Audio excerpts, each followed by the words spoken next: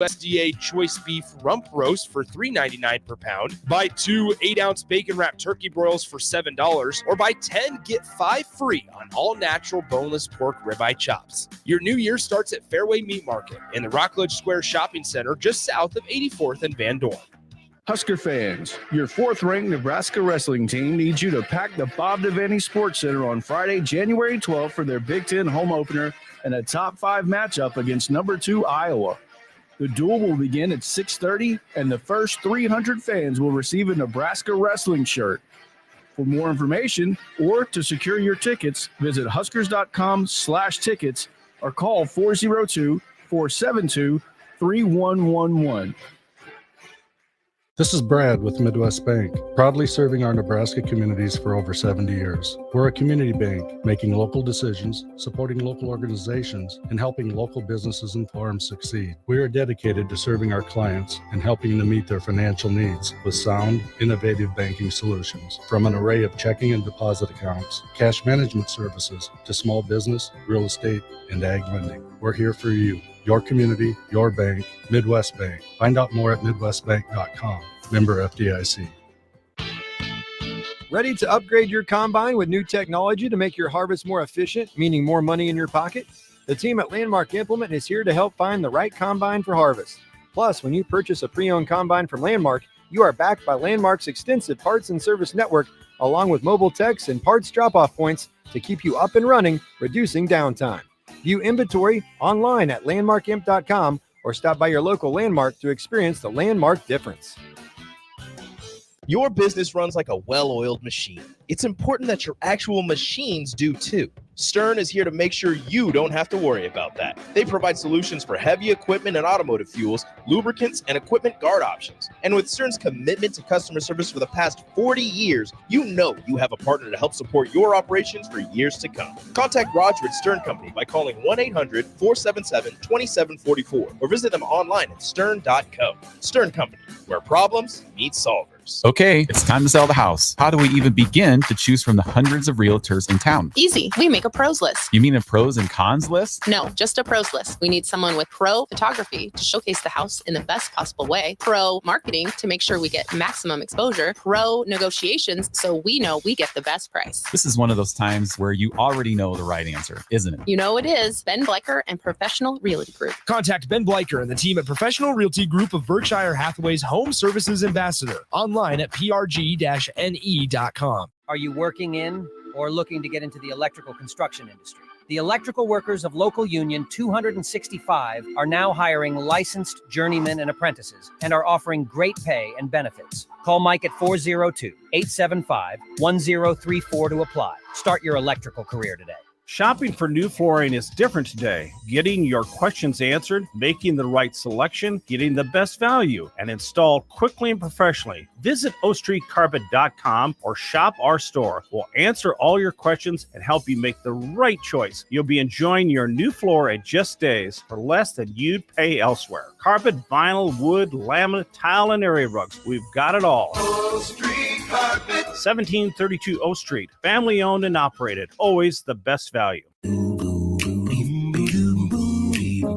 John Henry's would like to remind you, if you haven't already, to unhook your outdoor hoses and check faucets for leaks so your pipes don't freeze. As the official plumber of the Huskers, you know who to call when a plumbing issue arises. From frozen pipes to clogged drains, we can help you protect your home this winter. Give John Henry's a call today to schedule at 435-5555. John Henry's Plumbing, Heating and Air. This is Sunday Rewind. Take it back now, y'all. Down, flip it and reverse it. On 93.7 The Ticket and theticketfm.com. Now, here are your hosts, Tom Stevens and Mike Melby.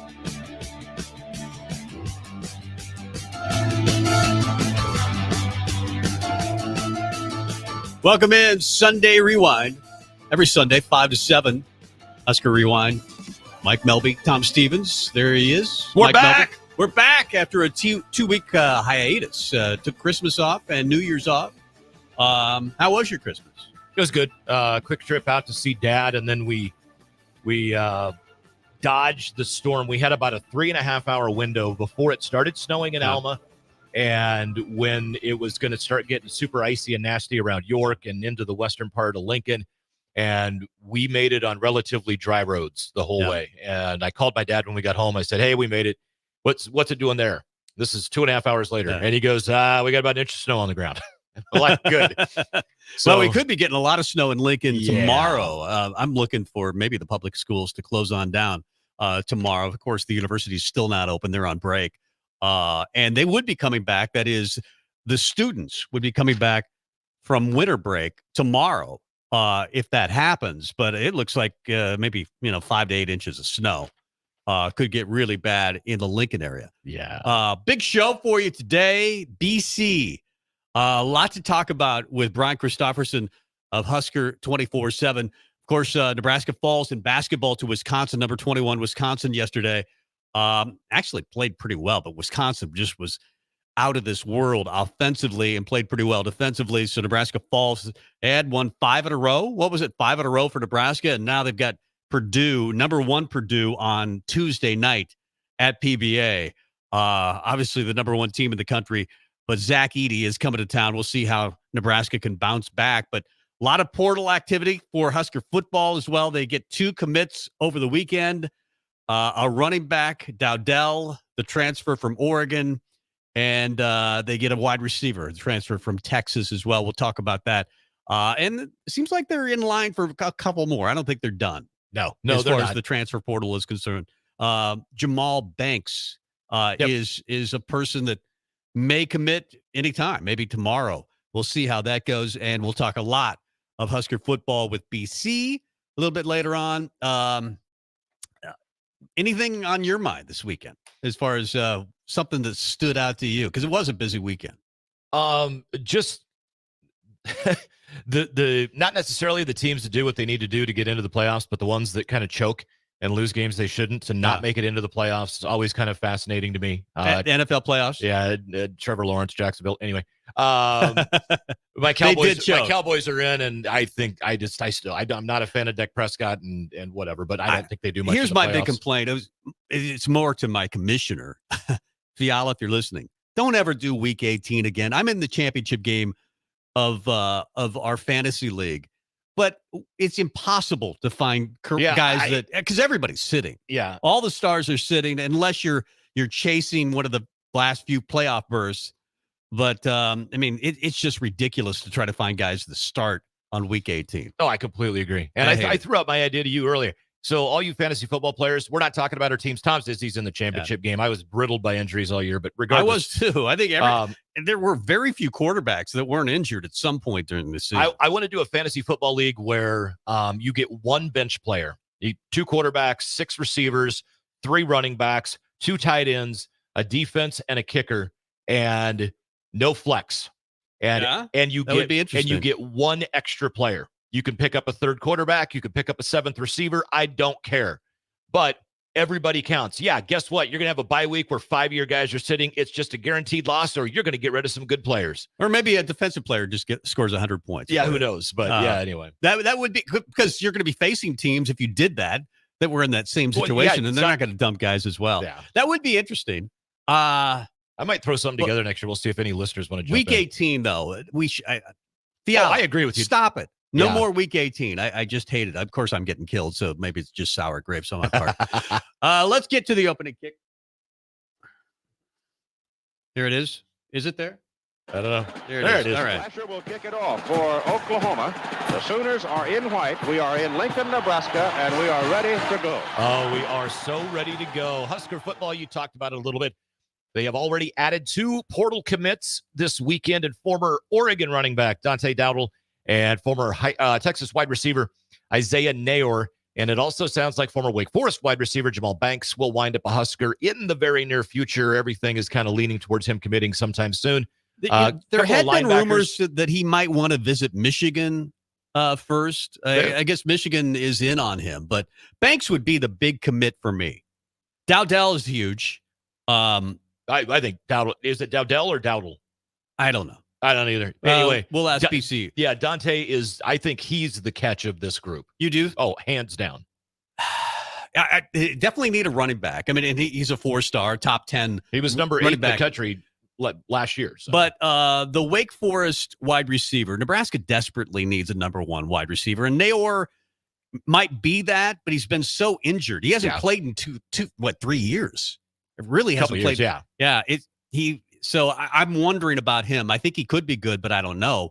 More recently that Banks has been very good. Yeah, and I think Banks is going to. I mean, they both could be a 1. They could be the guy. But I think from what you've seen on tape, and take everything into account, including injuries, I think Banks is the probable better receiver. But I'm guessing that Isaiah Naor is going to be like, hey, just watch. Yeah. So a couple of linebackers in town too. So one of them played for Tony White at Syracuse for a couple of years. There you go. Nebraska basketball team is now 12-3 after they lost to 21st ranked Wisconsin yesterday, 88-72 in Madison. The defensive effort seemed to wane a bit. Try to be polite. The Badgers took advantage, shooting 55% for the game overall, 50% from 3. Casey leads the Huskers with 17. Rink had 16. Bryce Williams scored 10. The 6th of those 10 points was his 1,000th career point.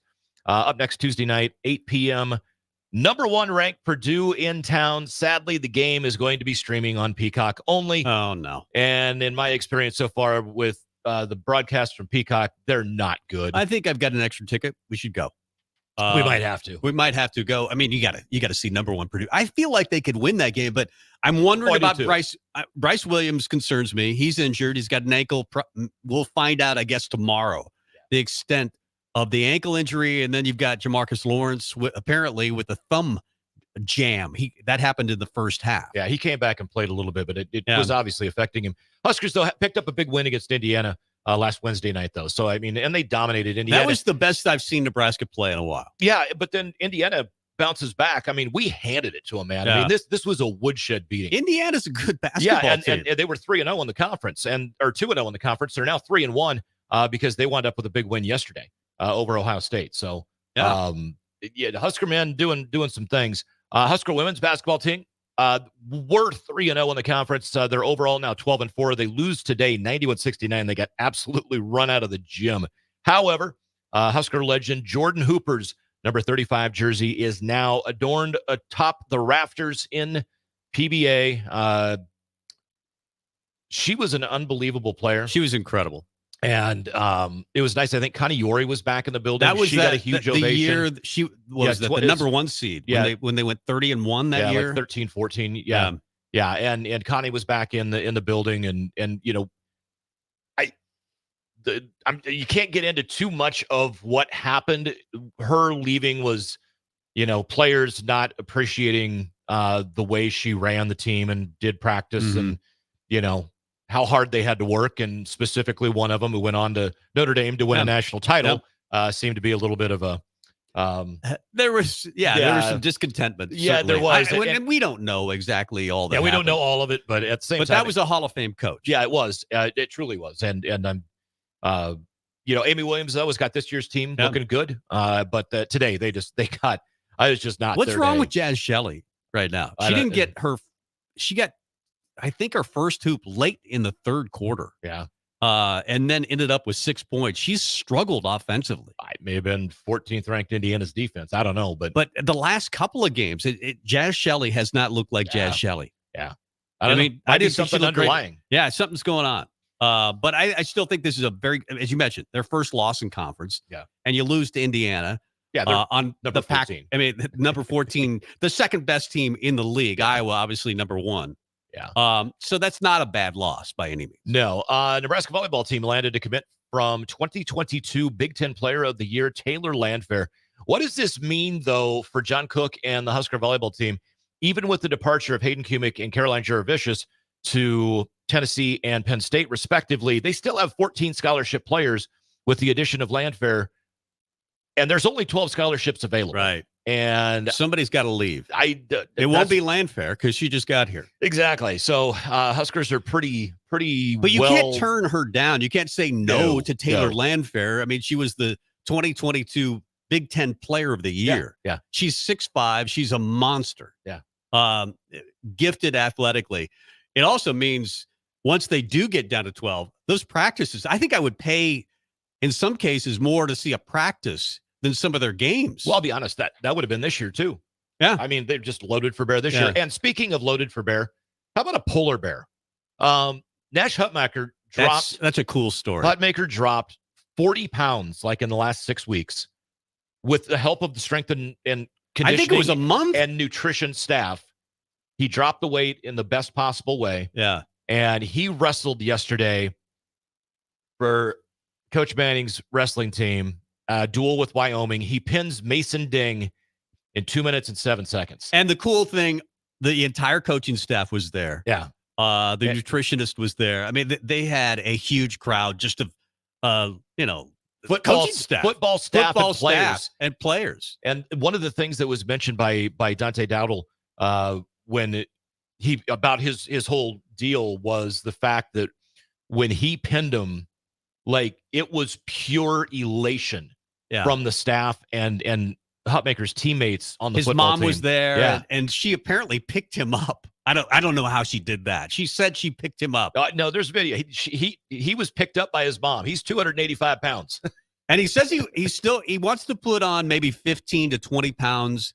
But he was playing last year at 330. He says, I'm not going back to that. Yeah. I want to be a little more athletic from the defensive tackle position. He and Ty Robinson are monsters. But it's cool. It's really a cool story because there's a lot of coaches that would say no to that. You're not doing that.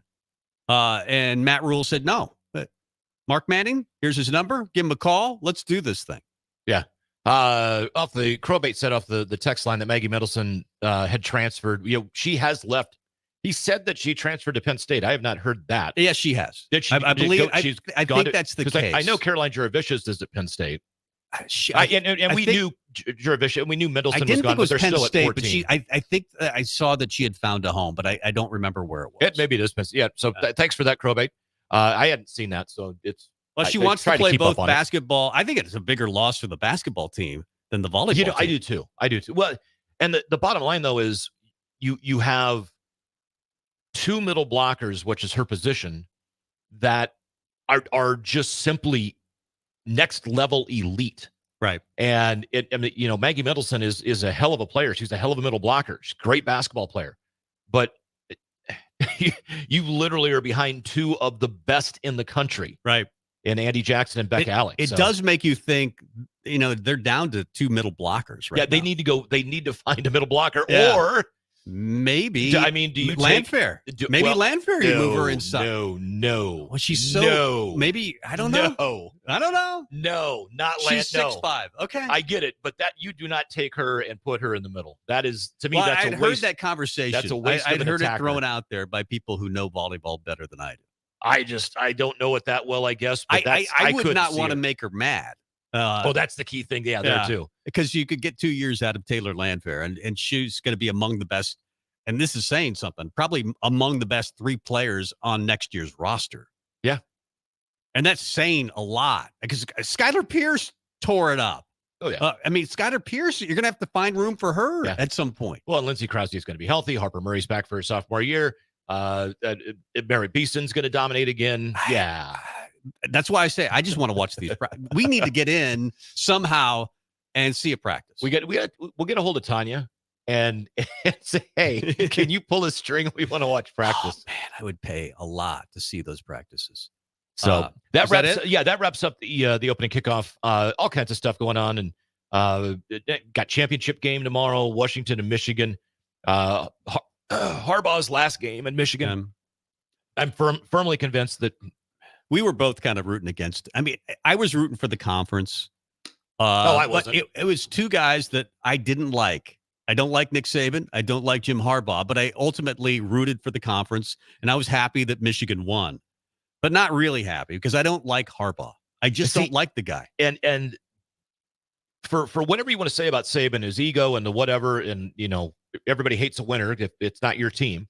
I at least can respect Nick Saban. Yeah. I have no respect for Jim Harbaugh because I think he's a big fat cheater. Yeah. Bottom line, he's been continually caught cheating, and it's slap on the wrist after slap on the wrist from the toothless NCAA. So, and let's be honest, he's Probably going to win I think they're going to win the national title. They're a 4.5-point favorite. It's going to be a great game. I hope it's a great game.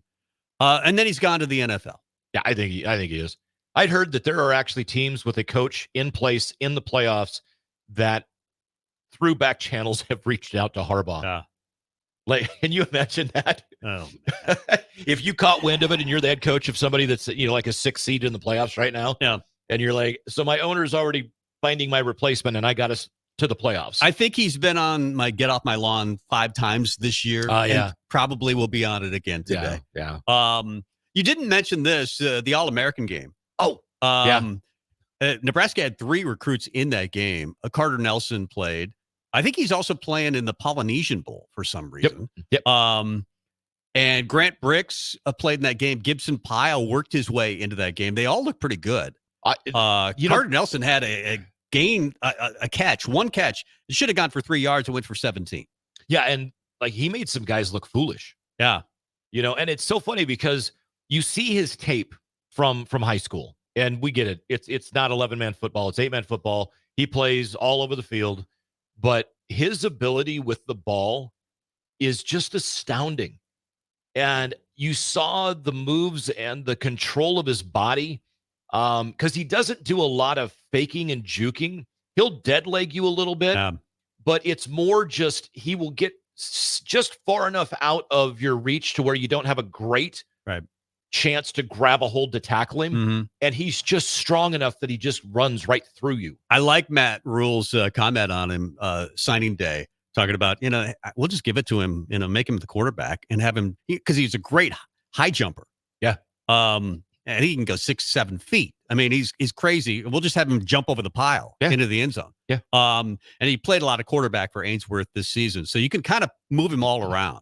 Yeah. It'll be interesting to see what they do with him year number 1, because he's not really a true tight end. He's more of just a puzzle, a piece to the puzzle that you can put on the field and be very dangerous with. Positionless. I've heard Positionless. I've heard there that. you go. I've heard that term numerous times about Carter Nelson. But Gibson Pyle and Grant Bricks, if you go back and I was rewinding because I was trying to pay attention more to them. And a lot of times maybe the play was away from them. Both those guys just owned whoever they went against a lot. And they won, by the way. The West 31-28. 31-28. The West beat the East. And they were significant in that game.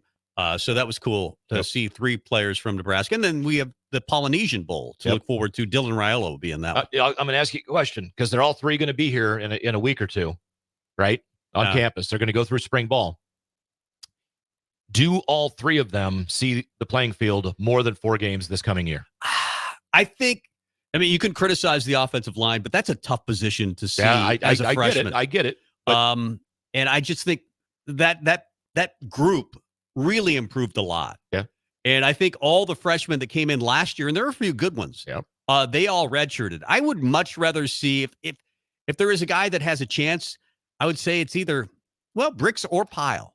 I think Grant Bricks is probably the one everybody's thinking, but just with what Gibson Pyle has done here recently, you're like, he's a road grader. Yeah, you give him a summer in the weight room, and it could be interesting. But tackle is usually the position that you're looking for, offensive tackle, and that's Grant Bricks. It'll be interesting to see. I would rather they all the 2 linemen redshirt. I think Carter Nelson plays right away. I do too. Yeah. But the lineman, I would guess, would probably redshirt.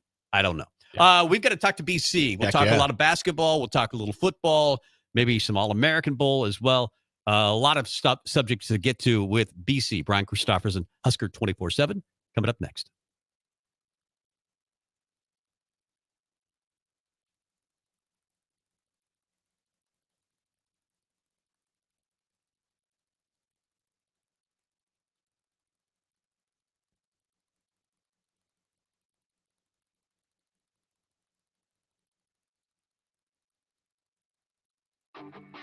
Gaina Trucking is hiring CDL Class A and B drivers. Gaina Trucking guarantees a 40-hour work week year-round, and their strong team culture makes it not a job, but a career. Gaina Trucking offers health, vision, and dental insurance, 401k with company match, an employee assistance program, and other bonus programs. Build a better career today with great team culture at Gaina Trucking. Learn more and apply today at GainaTrucking.com. This is former Husker and NFL linebacker Jay Foreman. For years, I've suffered from degenerative problems in both of my ankles, but thanks to a thorough and thought-out plan provided by Advanced Medical Imaging, I was able to get my life back with the least amount of pain as possible. While working through multiple options, the team of physicians at Advanced Medical Imaging were there to answer any questions I had. If you're experiencing any pain at all and want to get your life back, go to amimaging.com or give them a call at 402-484-6677. Advanced Medical Imaging, located at 7601 Pioneers Boulevard. Discover the difference that expertise and experience can make in your real estate journey with Next Ag Appraisal and Realty. Whether you need an appraisal, sales, or farm management, Next Ag comes up with a solution with your legacy and goals in mind. Next Ag isn't just their name, it's your future. So why wait? Visit their website today at www.nextagrealestate.com or give them a call at 402-380-0432 and turn your dreams into reality. Your land, your legacy, their solutions. Next Ag Appraisal and Realty. When you were a kid, clubs were cool. Robotics club and space club and stuff like that. But what do adults get? Book clubs and quilting clubs? Nah, forget that. How about margarita clubs and old-fashioned clubs? Get to Upside Bar and Lounge for the best clubs in town. Try all 10 varieties of Upside margaritas or old fashions and take home a free souvenir glass. Grab the whole crew and pair it with taco night on Mondays or whiskey Wednesdays. Upside Bar and Lounge at 29th and Pine Lake. Garage doors can be expensive. Are you keeping yours in the best condition possible? This is Cameron Hall with Doors Plus. Doors Plus is a locally owned business that prides itself on the fast, reliable, and friendly service. Doors Plus offers flexible scheduling so you can book an appointment that fits your busy day. My team and I will come out to your property, both commercial and residential, and provide you with the necessary information you need to make sure your garage door is in working and smooth condition. Give Doors Plus a call today at 402-590-5800 to book an appointment and learn more about our preventative maintenance plans. Doors Plus, garage doors, and more. You can get diesel anywhere, but what about Atomic Diesel? That comes from Stern. Atomic Diesel is your solution to all your cold weather problems. Prevent clogged fuel filters, increase your fuel economy, and save money with Atomic Diesel. Contact Roger at Stern today by calling 1-800-477-2744 to see how Atomic Diesel and the rest of their line of fuels and lubricants can keep your operation running at max capacity. My dream was to work in commercial banking, but it required a college degree and I didn't have one. I found out that Doane had classes for adult learners on the Lincoln campus and online. So I earned my bachelor's degree, and 5 months later, I landed my dream job. I decided to continue my education, and now I'm working on my MBA at Doane. For me, the Doane experience has been life-changing. Are you searching for a helping hand in life? Look no further. Integrated Behavioral Health Services is your answer. They're your compassionate, trusted partners committed to guiding you from challenges to triumphs. Their licensed professionals offer personalized therapy for individuals, couples, and families. At IBHS, the focus is you. Experience a life-changing transformation in an environment tailored to your unique needs. Visit ibhealthservices.com today and take that first step towards a brighter future. Discover the power of healing with Integrated Behavioral Health Services. You're not alone. Let them walk this journey with you. At Southeast Community College, community is our middle name. Our continuing education classes offer personal interest, traffic safety and licensing, online learning, and adult education classes across Southeast Nebraska or online in your own home. Learn to ride a motorcycle, how to start a small business, how to dance, or take a course to advance in your current career path. See the full schedule of continuing education classes online at southeast.edu/continuing. SCC, your path to possible. Finally, a good reason to have a smart house. Just say, Alexa, play 93.7 The Ticket, and we'll magically start playing. How's it work? Nobody knows. Don't ask questions.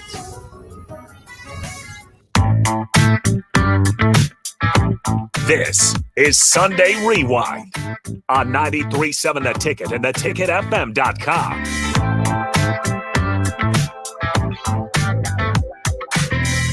Welcome back, Sunday Husker Rewind. Tom Stevens, Mike Melby. Busy weekend for Nebraska sports. The women fall today to number 14, Indiana. The Husker men basketball team, they fall to 21, Wisconsin yesterday, and they've got number Number 1, Purdue coming to town to PBA on Tuesday night as we welcome in Brian Christopherson, the Husker 24/7. Busy Husker weekend. I'm sure you watched the game. How surprised were you by that performance on, yesterday? Yeah, it's been a long weekend. I am confused as to if it was yesterday or 2 days ago at this point as well. And I'm not making fun. I actually am. I thought, Tom, I wouldn't say I was shocked by what happened. Yeah. For one, I think Wisconsin's pretty darn good. I think they might be the second best team in the league. So a lot of people are going to have trouble guarding them. And if they're so tough in the post with some of their bigs, you're going to have to sometimes leave. Maybe Nebraska didn't do have enough aggression on defense, but you're going to have to sacrifice and probably leave some open shots and hope they go cold a little bit. That did not happen at all. Wisconsin was, of course, very efficient on offense. And I think Nebraska did look a little tired for whatever reason. I wondered a little bit going in if it could be an issue. Hoiberg was kind of asked about it Friday before they got on the bus about, you had this emotional game where you played really well, but it stretched it at you finished it at 10:30 on Wednesday night. And then you got to the next day, everybody's still kind of living off of that. And you got to immediately get your mind and your body sort of transitioning toward this game on a Saturday afternoon against a really good team. I just thought on defense, they didn't have the same energy they had against Indiana. Offensively, though, you'd have to say it wasn't like they were lackluster there. They're moving around well, and that was a performance on that end good enough to win. But yeah, it was disappointing how easy it came for Wisconsin. But I would just buffer that comment by saying I think Wisconsin's going to have a very good year, and they're not going to lose much at the Kohl Center. I just don't think that's going to happen. Yeah, and the two things that I guess I am the most concerned about out of yesterday's game is Jamarcus Lawrence's thumb and Bryce Williams' ankle. And this is long-term. I mean, granted, you'd love to be full strength and ready to go against Purdue. It's going to be a tough win, even if you are 100%. PBA's rocking, and Nebraska almost did it last year. If it's not for a phantom call on C.J. Wilcher, Jawan Gary's going to go down uncontested and give the Huskers the win, but you get the phantom call, you lose the game. Anything's possible, but long-term, past the game on Tuesday night, getting both those guys back healthy is, to me, the biggest concern. Do you think that as well? Yeah, definitely. Bryce didn't have his best game against Wisconsin, that's for sure, but he's sort of an X factor on this team if you're going to pull off huge wins, because he's that veteran guy who has such length and can score at all three levels. And if he's limited in any way Tuesday against Purdue, good luck. You need all hands on deck. So hopefully it's not a big thing. Your point's an interesting one, though, the way you started the question about it's a tall task to begin with. And I'm not saying to wave the white flag by any means. I'm not saying that. You just gotta, with guys' health and stuff, you do factor in the long haul of the season. And Tuesday's going to be a tough poll. Friday's going to be a huge game at Iowa, where if Tuesday does not go as hoped, if you're 2-3 in the league, you're in this stretch where you got to kind of come out of it and win one on the road at Iowa. So you want to make sure everybody's really ready to roll for that. So I think you do have to, trying to put your best out on the floor and pull an upset on Tuesday, you do have to think about the long-term consequences or benefits with any decision you make. So we'll have to see what Hoiberg says he's going to do. It could be a snowstorm tomorrow. So I wonder if that's I hope it doesn't linger into Tuesday and affect the crowd. But I mean, even the press deal tomorrow is a Zoom call. So hopefully that's not going to factor into keeping people away from PBA on Tuesday. Talking with Brian Christopherson, Husker 24/7. They go from playing really well, maybe the best game of the year against Indiana on Wednesday. And then, as you mentioned, they looked a little tired yesterday against number 21, Wisconsin. Wisconsin was going to be tough to beat anyway. They really shot the ball well, and they're good.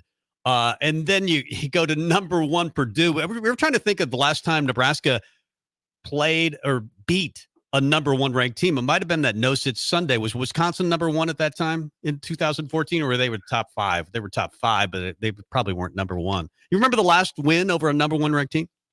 I don't. Yeah. I assume it's happened.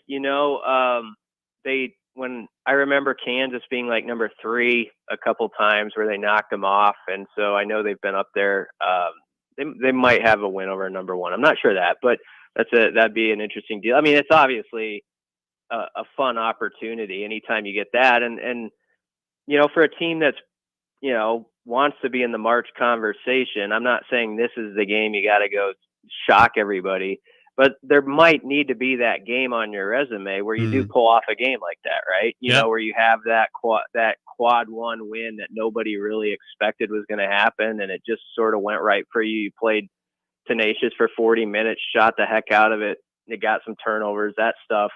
They might need a game like that to put them over the hump if this season goes as we hope. So why not Tuesday, I guess? But it's going to be tough because Purdue, with Edey, it just changes the game so much. It's such a difficult matchup. I thought Derek Walker always, played him really tough as you could. But this is going to be sort of a new adventure for Rink and some of those guys. And, I don't know how quick or far away we still are from Blaze getting back. I know they're trying to push him back into it where he can give you another big body defensively, but that's not going to happen by Tuesday. So they're going to have to do it with what they have, and they're just going to have a lot more energy and get a lot more deflections and hands-on balls than they did on Saturday. February 6th, 1982, and as soon as I saw it, I knew exactly what it was. I knew the game.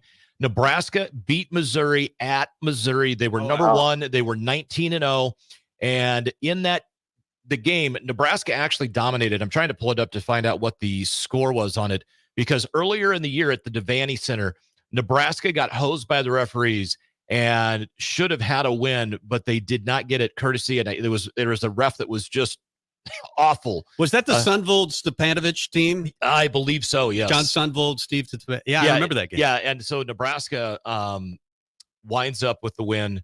Am I in the wrong year? Evidently, I'm in the wrong year here. But yeah, that was it. That was a Mo Iba coach team. Yeah. I do remember that. That was a Mo Iba coach team. Yeah, so but that has happened. Yeah. Yes, we have that verified, and we also have verified that refs have been bad at their job since the 1980s. And I'm just messing with refs, but refs have been drawing everybody's ire lately, so I thought it was allowable. Cheap shot. Yeah. So Saturday, January 16th of 1982, Missouri beat Nebraska 44-42 at Devaney, and it was just bad call after bad call, and I think there was one late that was blatant that cost Nebraska the game. Missouri's then number 1 on February 6th. They're undefeated. Nebraska goes down there and just absolutely goes and finds a woodshed in some back alley in Columbia, and Nebraska rolled 67-51.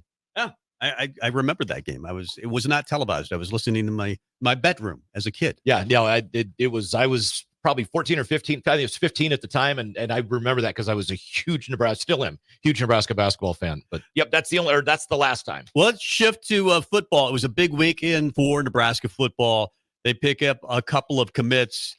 Dante is that how you pronounce it? Dowdell? Running back. Dowdell, yeah. Say it 5 times fast. Dante Dowdell. There you go. That's a big. Let's start there. That's a big commit for Nebraska because they didn't get a running back in the 2023 class.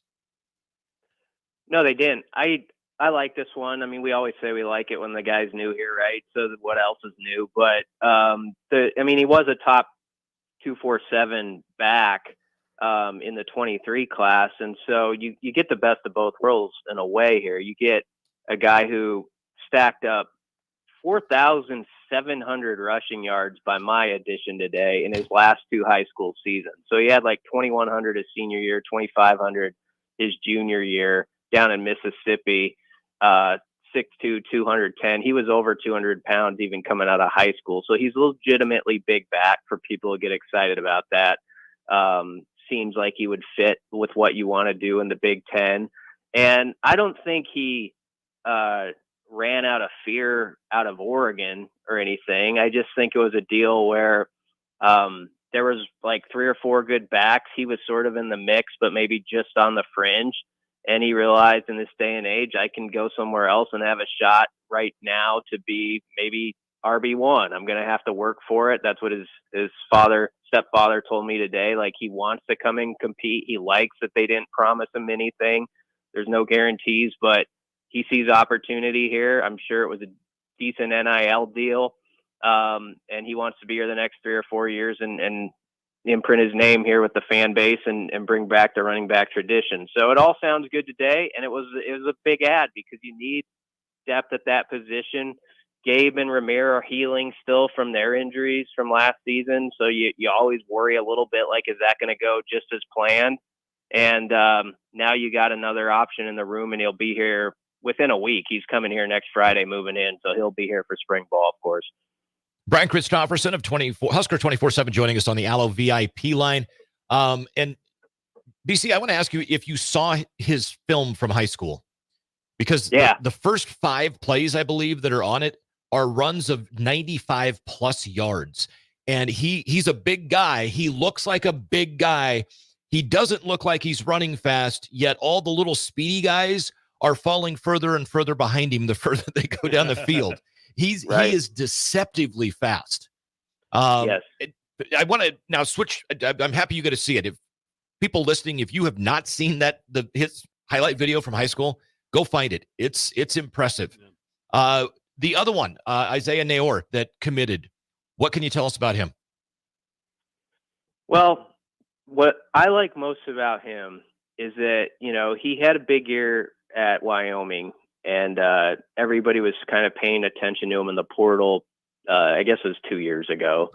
And a lot of heavy hitters wanted him because he was averaging 19 yards a catch. He's a big receiver, but man, he was burning people deep. So he kind of showed he had a little bit of everything. Texas gets him, and Sarkisian, I went through our archives and was looking at the Texas stories on him. And of course, it's the same everywhere as it is here. Everybody gets excited about the new flavor and, okay, let's see what this guy can do. But legitimately going into fall camp, he was, I think, in position to start at a team that has a ton of talent at that position, as shown by them making the college football playoffs this year and some of the weapons they had on the outside. So the fact that he was in position to be that, and Sark thought the way he did of him, tells you a lot about what he can be if he's got his legs fully under him now. And I don't think he ever quite had that after his ACL injury in August of last year. And so I know people say, well, why didn't he, pop back this season and all that? Well, sometimes it does take that next extra year or two. And if you fall back a little bit behind 4 or 5 guys in a program like that, you can get a half step behind, and it can be difficult to change direction on that. So I think a fresh start could be good for him. He's going to be the old guy in the room, which I think,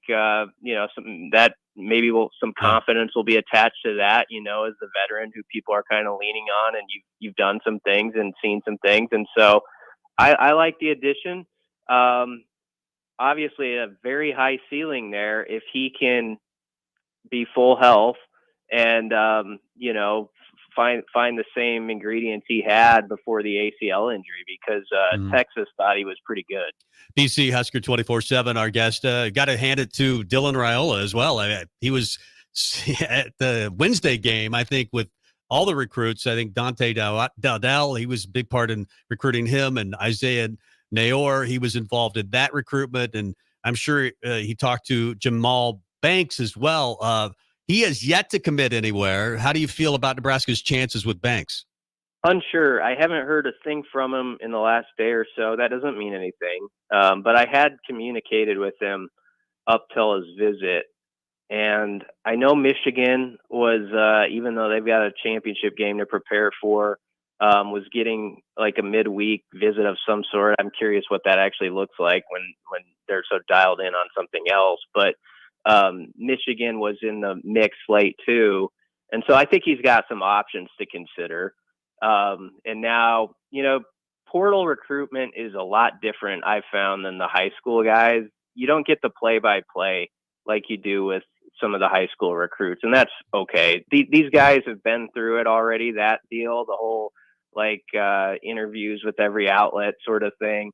And they kind of just like, I'll take my visits and you'll know when you know. I'll let you know kind of like what my decision is. So I don't know if that's going to happen or not, but I like him a lot because he's had 2 back-to-back really good years at Wake. He's another big receiver, and the more weapons you can add, the better. Easy for me to say because roster space is tight, and you have to be cognizant of that. But I think somehow, some way, they could probably make it work if Banks indeed wanted to come here. Brian Christopherson of Husker 24/7 joining us on the Allo VIP line. Before we let you go, BC, I want to ask you a 2-part question. Does Nebraska go get a quarterback recruit out of the portal? And if so, do they do it after spring ball or before spring ball? I don't think before. I don't see that happening. Now, you never say never as far as if they had the right conversations with someone. And that QB would have to be very on board, though, with the idea, there's Ryle fever around here right now. And that's a guy who's got all his eligibility in front of him. And is a legacy player, all that. It's not probably the easiest position in the particular conversation you're talking about to convince someone that, hey, dive right in. The other thing that they might want to do, Mike, is see like in the spring if they have 2 or 3 walk-ons, in that room, and there could be a guy who they think like, you know what, he's not going to be the starter, but he's a guy who we feel like is equivalent to like a 3rd or 4th QB, right? So if you had Ryle, Kalen and Harburg and one other guy that was a walk-on that you felt good about, you could stand pat with that. It's always just such a delicate dance, and it's a tough tightrope to walk because I think ideally you'd love to have 4 scholarship quarterbacks every year, but it's always tough to get everybody on the same page to actually make that happen in an efficient manner when there's only one football. I do like that Harburg seems like really invested in this program no matter what he's asked to do, and people can knock what he can be as a quarterback. I get that. We saw what his limitations are, but I like that he's started football games at in the Big Ten at the position, and if he was like your second guy, that's not the worst thing in the world. No. Like you've got a guy who's at least got some experience playing in games and stuff. And if something happened, you could go that direction. But I don't think they're going to get one until at least the summer. And I kind of wonder if that would even happen. Who do you like tomorrow night? Michigan and Washington. Who do you like? I think I've always thought Michigan was the most complete team this year, but I'm going to pick Michigan by 7-10. I'm hoping Washington wins. I'll just be honest. Same here. You're not rooting for the league. You're not rooting for the Big Ten. It's the new Big Ten. Washington's part of it, right? There you go. I guess they are. Yeah, that's true. The way Penix is playing, never say never on those guys. I'll tell you what, if Washington hangs around and with like 5 or 6 minutes left, that's a 1-score game. Washington's lived in that zone all year long and felt very comfortable. And I'd kind of like Washington if they got in that position. I don't know if they will, though. I just think Michigan is so stout at every position. And I hope people don't forget what they did. And we have a short memory in this country and we move on from stuff. But I felt that what they did this year with all the video stuff, it's something that I frown upon and think terrible for the game. So that's why I'm rooting against them. But that said, they're a great team just when they're playing on the level. And I think they're going to be tough to beat tomorrow. Yeah, I agree. Great stuff, Brian. Feels like we could have you on for an hour. Sorry for keeping you so long, but you were great, as always. No, I'll have to. Let's do that sometime when it's a snowstorm's not brewing, and I'll pop over there. Yeah, absolutely. Sit in for a whole hour. Always up for that. Awesome. Yeah. There's lots of basketball to talk about, and of course, the portal will be open for a while. So, thanks, BC. Have a good one. Yep. Thanks, guys. There you go, Brian Christopherson, Husker 24/7. I didn't even get to ask him about Dana Holgerson, which I did want to talk about, but I was we already had him like 8 minutes longer than I was planning to have him. And the two walk-ons, and I wondered about this myself. Luke Longvall and I believe Jake Walkie are the two walk-ons that something tells me one of them turned down some scholarship offers to like FBS programs or some group of 5 schools to walk on at Nebraska. Yeah. And I mean, if the guy's got scholarship offers to go even play FCS, you got him on your roster. Let's see what he can do. So he may have something there where maybe one of them jumps in and says, hey, I can be the number 3. I want to continue the conversation about Washington versus Michigan because I don't think Brian's alone. I think there's a lot of Husker fans that are kind of rooting for Washington. And maybe we're rooting for Alabama like you were. I was. Because of it's Harbaugh. He's just not very likable. No. He's not a likable dude. So let's talk about the game. We'll set up the game for tomorrow night. I think a lot of people are very interested in that game. I'm rooting for the Big Ten. I'd be interested to see what Husker Nation is thinking, though. I'd love to have you chime in. It is Husker Rewind. He's Mike Melby. I'm Tom Stevens. More on the way. Are you looking for a new spot to relax and unwind?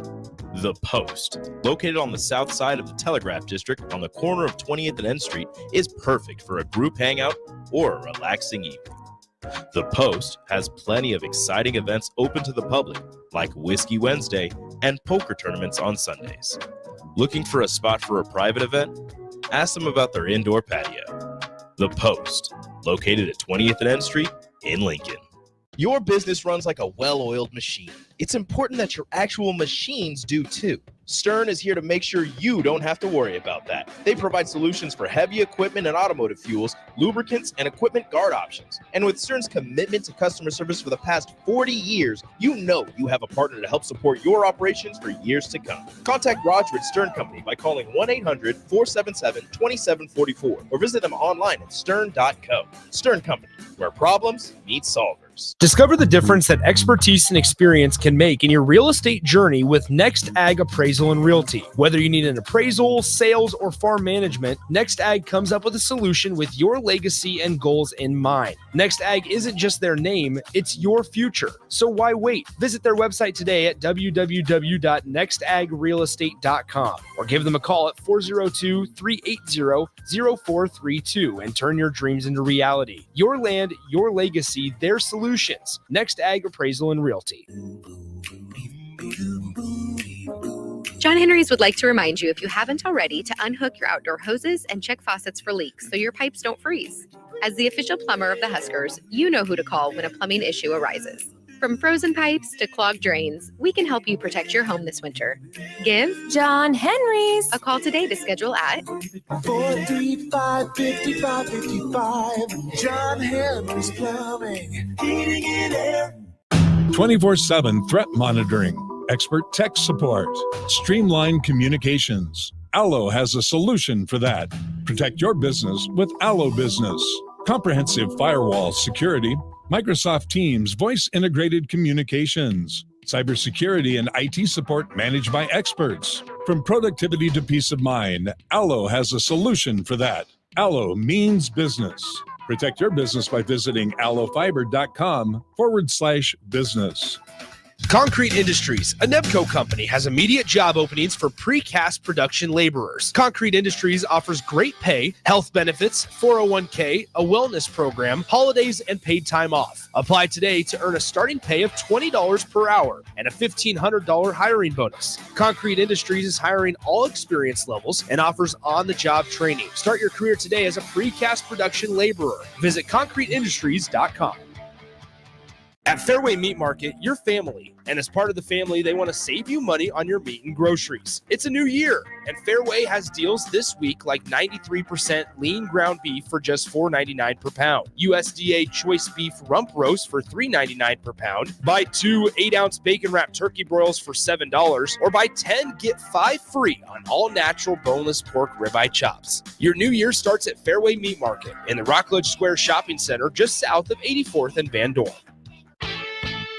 Ready to upgrade your combine with new technology to make your harvest more efficient, meaning more money in your pocket? The team at Landmark Implement is here to help find the right combine for harvest.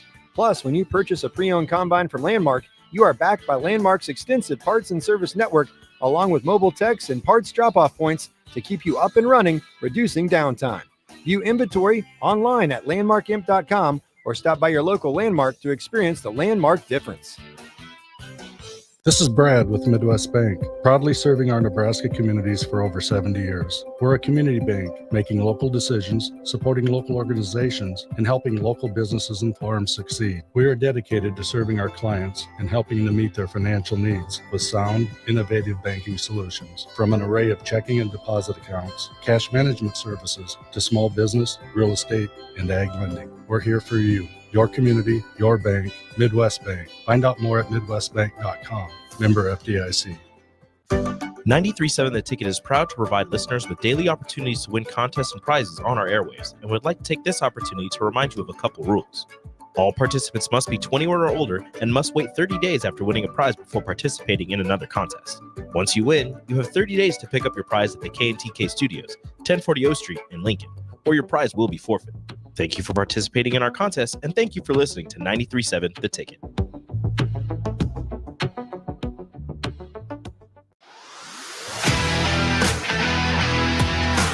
This is Sunday Rewind on 93.7 The Ticket and theticketfm.com. Welcome back to Husker Rewind here on 93.7 The Ticket, theticketfm.com. If you're watching on the Sartor Heyman stream, thank you very much. Quite a few people watching on Allo Channel 951 or on Twitter, on Twitch, on Facebook, on YouTube. And all of our guests join us on the Allo VIP line. Exceptional service with a local heart. Allo Before Fiber. we get to the game, you asked a question to BC, and I thought it was a good one. Do you go after quarterback? Because we're all this portal activity, no quarterbacks. And he said maybe you do, but probably not right now. You get through spring ball, and then after spring, a lot of activity. It wasn't it.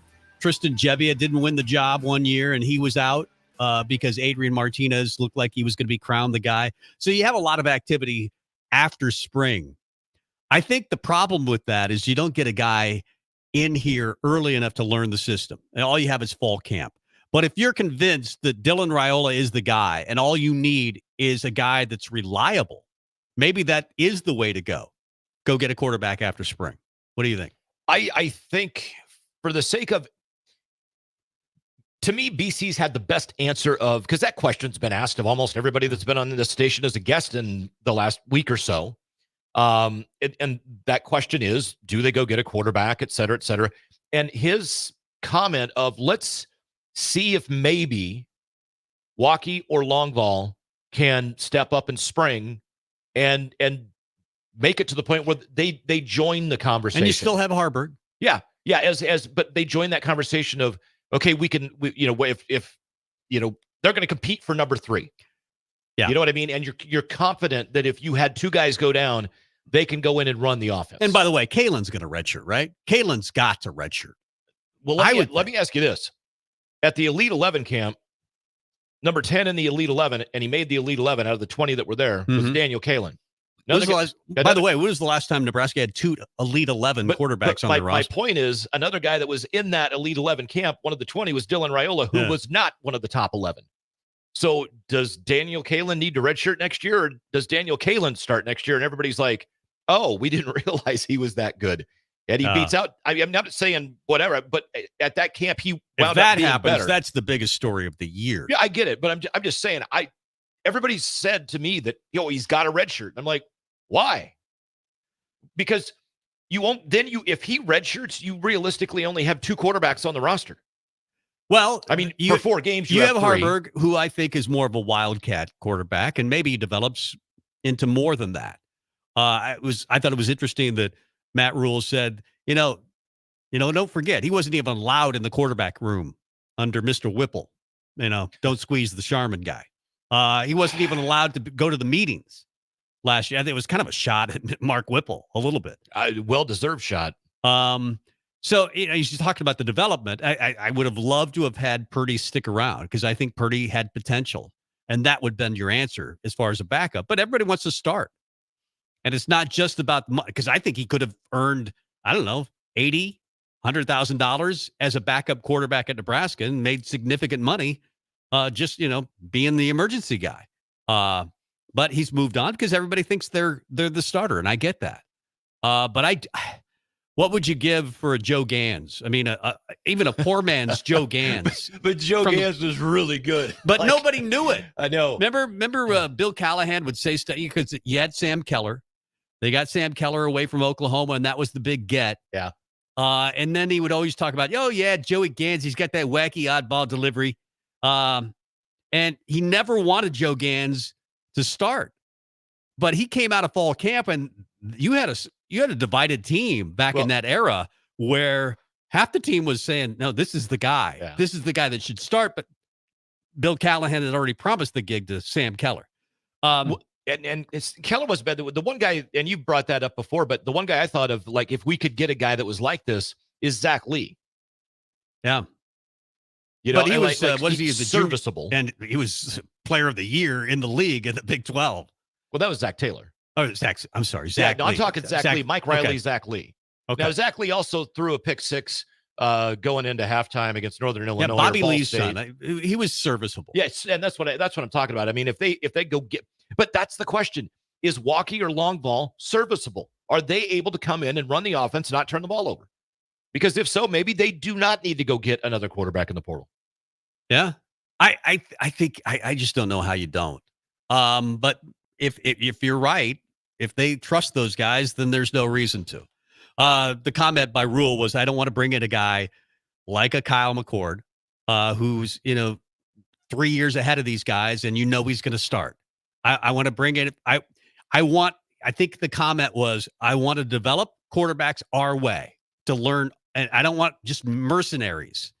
And I'm obviously putting words a little bit in his mouth, but I think they truly want to develop their guys, and that means bring them in when they're young and develop them. I get it, but like the mercenary comment, I'm going to take a little bit of an exception with, because bringing them in year after years, he doesn't want to do that. But this year, it wouldn't be a bad idea to bring a guy in. I would take Kyle McCord in a heartbeat. Sounds like his dad's a bit of a case. Was it his dad or his grandpa? One of the two. I don't know. The whole thing started, apparently his dad was involved in the Ohio State conversation that, hey, I want to promise that he's going to be your starting quarterback. And apparently didn't get that promise from Ryan Day. So he moves on. He visits Nebraska. Matt Rule said he never got an offer from Nebraska. Yep. And he ends up at Syracuse. Man, I think I would rather stay at Ohio State and fight for the gig if you think you're that good. And most guys that are that good aren't bothered by competition. I'd rather stay at Ohio State than end up at Syracuse and maybe get killed. Yeah. It's but where he started and where he wound up the month of December. I don't know that it was an upgrade. So. I did plan on talking about the game, and we'll get to that. Okay. There's a lot to talk about for a weekend when you wouldn't think there'd be a lot to talk about. But there's a lot to talk about. National title game. National title game, Husker hoops. There's a lot to talk about. We'll talk about the title game. Michigan, a 4.5-point favorite in the game tomorrow night. We'll talk about it next. Husker fans, your fourth-ranked Nebraska wrestling team needs you to pack the Bob Devaney Sports Center on Friday, January 12th for their Big Ten home opener and a top 5 matchup against number 2 Iowa. The duel will begin at 6:30, and the first 300 fans will receive a Nebraska wrestling shirt. For more information or to secure your tickets, visit huskers.com/tickets or call 402-472-3111. Shopping for new flooring is different today. Getting your questions answered, making the right selection, getting the best value, and installed quickly and professionally. Visit ostreetcarpet.com or shop our store. We'll answer all your questions and help you make the right choice. You'll be enjoying your new floor in just days for less than you'd pay elsewhere. Carpet, vinyl, wood, laminate, tile, and area rugs. We've got it all. O Street Carpet. 1732 O Street. Family owned and operated. Always the best value. My dream was to work in commercial banking, but it required a college degree and I didn't have one. I found out that Doane had classes for adult learners on the Lincoln campus and online. So I earned my bachelor's degree, and 5 months later, I landed my dream job. I decided to continue my education, and now I'm working on my MBA at Doane. For me, the Doane experience has been life-changing.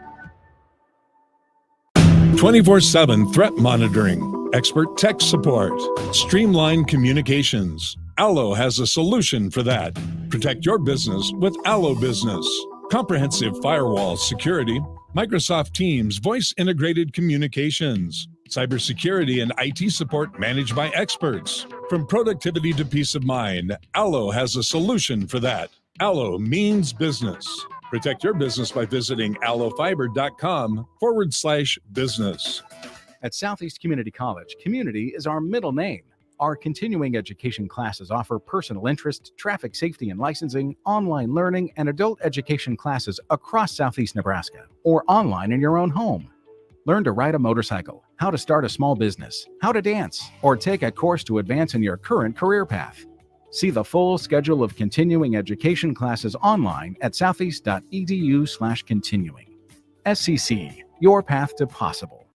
Houses? They're expensive. And once you buy one, you're kind of stuck with it for a while. You need to make sure you get your best house for the best price. You need Ben Bleicher and his team of pros at Professional Realty Group. They'll take the time to figure out what's important for you in your dream home, and they have the expertise to find the hidden issues that could surprise you after the sale. That's professional knowledge, proactive service. We call that potential. Ben Bleicher and the team at Professional Realty Group of Berkshire Hathaway's Home Service Ambassador. Find more online at prg-ne.com. Hi, Sean Callahan here of HuskerOnline.com, inviting you to join us here on 93.7 The Ticket. Every Saturday morning now in our new time, we're on from 8 to 9 with the weekly Husker Online radio show. We'll give you the latest in recruiting. We'll talk about what's going on with both football, basketball, and we'll probably share a few stories from the inside. It's every Saturday morning right here on 93.7 The Ticket. It's the Husker Online radio show from 8 to 9 a.m. Landmark Implement is your local authorized John Deere dealer. Landmark's trained and certified sales staff will help you find the right equipment for your needs at a price that's right for you,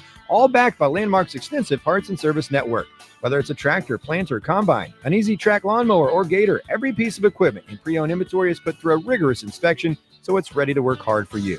Landmark's team works together to make sure everything is sold meets their quality standards. Learn more at landmarkimp.com or stop into a local Landmark location and experience the Landmark difference. Concrete Industries, a Nebco company, has immediate job openings for precast production laborers. Concrete Industries offers great pay, health benefits, 401k, a wellness program, holidays, and paid time off. Apply today to earn a starting pay of $20 per hour and a $1,500 hiring bonus. Concrete Industries is hiring all experience levels and offers on-the-job training. Start your career today as a precast production laborer.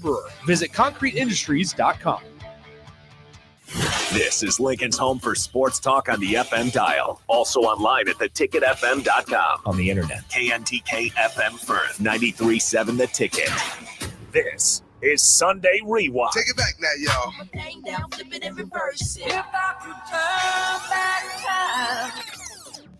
On 93.7 The Ticket and theticketfm.com. Now, here are your hosts, Tom Stevens and Mike Melby. Welcome back. Hour number 2, Husker Rewind. Mike Melby, Tom Stevens here in studio at 11th and O. Within the next 20, Evan Bland of the Omaha World Herald will talk more Husker football recruiting with Evan and maybe get a sneak peek a little bit. Baseball is going to be here before you know it. And Evan covers baseball for the Omaha World Herald as well. But I do want to hit on the game tomorrow night, the national title game, Michigan in Houston versus Washington, the darlings maybe of college football this year. Michael Penix and those wide receivers against that defense for Michigan. How do you see it going? I'm worried that Michigan is so dominant up front. And I'm worried that they're the top-ranked defense in the country. Yeah, and I'm both offensively and defensively, though. Their lines are just amazing. I think the key, and it's what's the old saying? Thanks tips. Mm-hmm. I'm going to give you one of those where you're going to go thanks tips, like state the obvious. But both teams have 16 picks on the year. However, Michigan has forced 13 fumbles. Washington has only forced 6. And that's forced fumble, not recovered fumbles. But that tells me a little bit about Washington's defense and Michigan's being more opportunistic. And that tells me that Michigan probably wins this thing. Every ounce of my being wants Washington to win. I like what Caleb DeBoer is just a good guy. Yeah, Caleb DeBoer, he's a great guy. And Nebraska, you think back, they probably could have had him. Well, I'll take the guy we got. I'll definitely take the guy we have, but we've floundered up until now. Yeah. And probably could have had DeBoer a few years ago. But I just think he's a great football coach, very likable. Both teams 14-0. It's really a contrast in styles. Michael Penix played as well against Texas as any quarterback I had seen up until the game management at the end of that game, and that really wasn't on him. That was the coaching staff. Just take a knee and win that game. I know.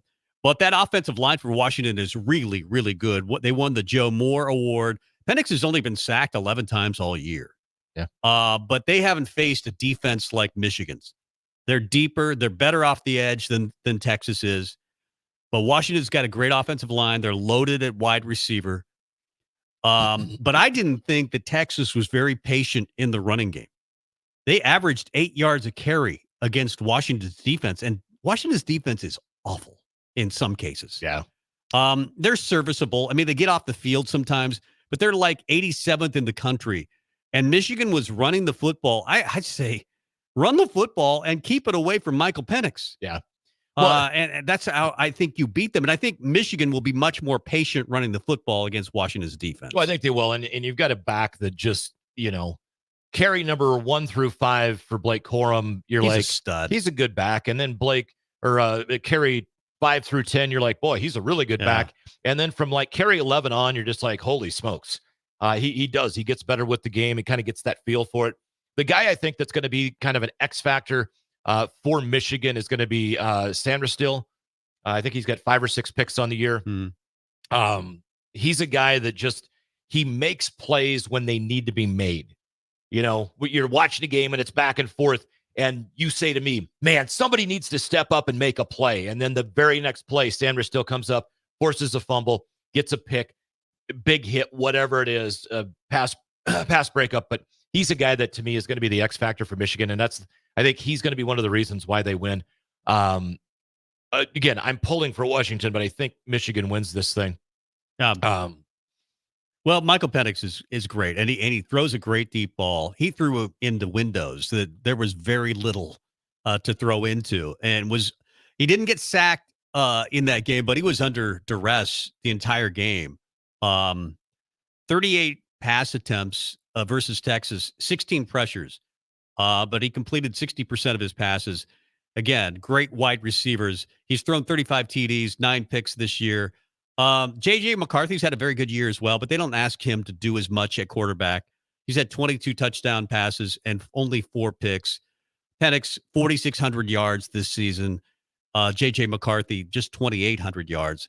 But I just think Michigan doesn't need to be dynamic defensively or offensively, I should say. Their defense is so good. And as you mentioned, they control the line of scrimmage with both their offensive and defensive lines. Yeah, and how does that Michigan defensive backfield line up and work against, is it O'Dunez? Yes. And Jalen Polk.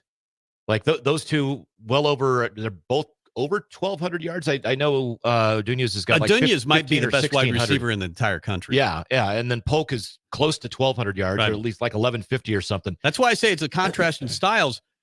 Michigan has allowed 7 pass TDs all season long. Now, how many's Penix thrown? 35? 35. Yeah. But let's face it. They faced a really porous schedule early on, did Michigan, and some really bad Big Ten offenses. But they stepped up when they had to against Alabama. Yeah. The one thing that gets lost is with Michael Penix is Dylan Johnson for Washington. I mean, he had 1,100 yards this year. Yeah. People kind of, all they talk about is Michael Penix Jr. I get it. The dude was insane. But Dylan Johnson, 1,100 yards or 1,150 whatever yards and 16 touchdowns.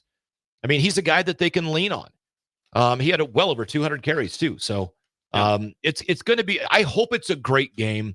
And if it is a great game, I'll tell you right now, if it's a great game and it's close, I kind of think Washington wins. If you let them hang around. Yeah, I just don't know if they can. I don't know if they can stop Blake Corum in that rushing attack. And I just have a feeling that it's going to be 3 long touchdown drives in the first half, and 250 yards of rushing by Michigan, and it's going to be 21-7. Yeah, it's going to be tough to match those semifinal games. Those were two great semifinal matchups, but usually once you get it this far, the championship game sometimes doesn't live up to the hype.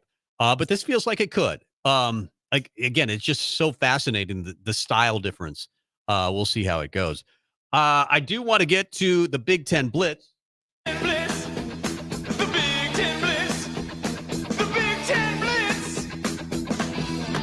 A few basketball games to talk about within the league. Thursday night, Michigan State improves to 9-5 overall. They just drilled Penn State 92-61. Malik Hall, 24 points. Tyson Walker had 22. Michigan State has really played good basketball since not playing such good basketball early in the season. You can make an argument they're as good as anybody in the league. Purdue is obviously the best team, and maybe Wisconsin right there, but you could argue Michigan State number 3. Well, and I will if when we get to the ranking, because it's one that people could sit there and laugh. I know Michigan State's 1 and 2 right now, but if I'm ranking them, I've got Purdue, Wisconsin, Michigan State 1, 2, 3. I think Michigan State's that good. Minnesota over Michigan. I said it on this show. I thought Minnesota is better than people were giving them credit for. A lot of people had Minnesota as the worst team in the league to start the year, but they're 11-3, and they beat Michigan on the road the other night, 73-71. Michigan, though, is really struggling. They're not good this year. I don't know what's going on. Penn State beat them today, 79-73. Yeah. I wonder if they might make a change at the head coaching position at Michigan. He's been out because of the he's had some issues health-wise. I never did see the final. I'll have to look it up. Maryland and Minnesota today. Maryland was dominating early. We'll look at that up. On Friday night, Purdue, number 1 in the country, beat Illinois. But that was a pretty good game. They beat them 83-79 or 78. Again, no Terrence Shannon for Illinois, but they're still the 9th-ranked team in the country. They're 11-3 on the year. Purdue has just lost one game. I believe that was to Northwestern earlier, and they're 3-1. Boy, if Nebraska could pull that off, on Tuesday night, that would be huge. By the way, 7:34 to go in the second half. Minnesota 49, Maryland 45. Oh, they came back, kind of similar, because Maryland had a big lead in that. So big lead. Still 7.5 to go. Okay. It was 29-22 at halftime, Maryland. Yes, I got a couple games too. I'll throw out there. Iowa beat Rutgers yesterday, 86-77. That's their first conference win. They sit 9-6 overall, 1-3 in the conference. Rutgers 8-6, 0-3 in the conference. Stanford hit 5 threes and scored 24 for Iowa. Ben Kreike had 19 and 10 as well. Mawat Mag led the way for Rutgers with 24 and 10. And then Indiana bounced back from their loss to Nebraska last Wednesday to knock off Ohio State in Bloomington yesterday, 71-65. Malik Reneau scores 19 of his 23 in the second half. And former Nebraska commit Xavier Johnson, second game back from injury, got it on track against Ohio State, whereas he was not necessarily on track against Nebraska. He has 18 yesterday. Jamison Battle leads Ohio State 17-9. The Buckeyes 12-3 overall, 2-2 in the conference. Indiana 11-4 and 3-1 in the conference. Okay, so how do you rank? Just give me your top 5 right now in the league. Purdue, Wisconsin, Michigan State, Indiana, Northwestern, and I know I have Indiana above Nebraska. I think Indiana is, at the end of the season, going to be a better team than Nebraska. I know Nebraska just woodshedded them. It is what it is. For right now, though, I think Indiana, I'm going to put them at 4, Northwestern at 5, and then I've got Nebraska right now in that 8-9 range. I've obviously got Purdue at 14-1, the number 1 ranked team in the country, number 1. Wisconsin's really good. This is a much better team. I think they started 3-0 last year in the league. They're 3-0 right now, but they collapsed in the second half of the season and made the NIT, but that was it. So I've got Wisconsin second. Illinois, I still like, the 9th-ranked team in the country. Even without Terrence Shannon, I think they're a very good basketball team. And that's why I took them out of my top 5. I've got them about 7 because I think Terrence Shannon is that important. Yeah. Ohio State, I have 4th, Nebraska 5th, and then Michigan State, Indiana. I just think Nebraska beat Michigan State, so I'm putting ahead of both Michigan State and Indiana because they beat them. I know they're 2-2, and that Michigan loss or Minnesota loss on the road where he had a huge lead at halftime, I think could come back to haunt Nebraska at some point. I don't think so. I mean, it's on the road. I get it. You blew a game that you had. Minnesota's a good basketball team. They're 11-3. I think they are.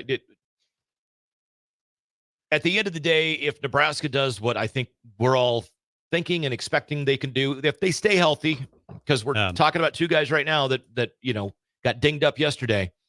I think I predicted 18-13, and I think I was wrong. I think they're more along the lines of a 21-10 team. I really truly do. And if they're 21-10, they're 500 or better in the conference. I think they're talking about an 8 or a 9 seed, not last one in. Yeah. So that's why I don't know that Minnesota game is going to be like, oh my gosh, if they wouldn't have blown that lead, they would have got it. I don't know. I don't think it's going to get to that. Looking at the schedule, it's going to be tough to beat a number one team in the country. I think back, you mentioned it in 70 or 82. 82 was their last win over a number one ranked team. I want to say when Judd Heathcote brought that team, that Michigan State team, is 90-91, I believe. They were like second in the country. Yes, I know they weren't number one, but yeah. And then you've had a few others. The Wilt Chamberlain team is probably the most famous win over a number one ranked team. Nebraska beat Wilt Chamberlain with a mediocre to bad basketball team. But this would be huge for Nebraska, and PBA will be rocking. I think Nebraska has the size. I really wish Blaise Keita were available, and I don't think he's going to be available. But once you get by Purdue, then you're at Iowa, and Iowa's not great this year, but they did win yesterday. Well, they're 1-3 in the conference, and they have not looked anything like a Fran McCaffrey team. They don't look like they have in the past, but it is on the road. Yep. Then you've got Rutgers on the road. Rutgers is not good. But they're rugged. I mean, they're a rugged basketball team. They're not good. You're right. Then you've got Northwestern, a lot of offensive firepower. And they may be the surprise. They may be a the third or fourth seed coming out or going into the Big Ten tournament with a double bye. If you could, out of the next, say, you got Purdue, then Iowa, Rutgers, Northwestern, Ohio State, and Maryland. If you could win 3 to 4 of those games, I just taking a quick peek. I'm thinking 4-2. I'm going to say we do not pull the upset on Tuesday, which I think we can if everybody's healthy, or if K-State goes off, or if the other thing, we've got so many guys like CJ. Well, what happens if CJ is 4 of 6 from 3? K-State is 5 of 9 from 3. Williams hits 2 or 3. Gary hits 2.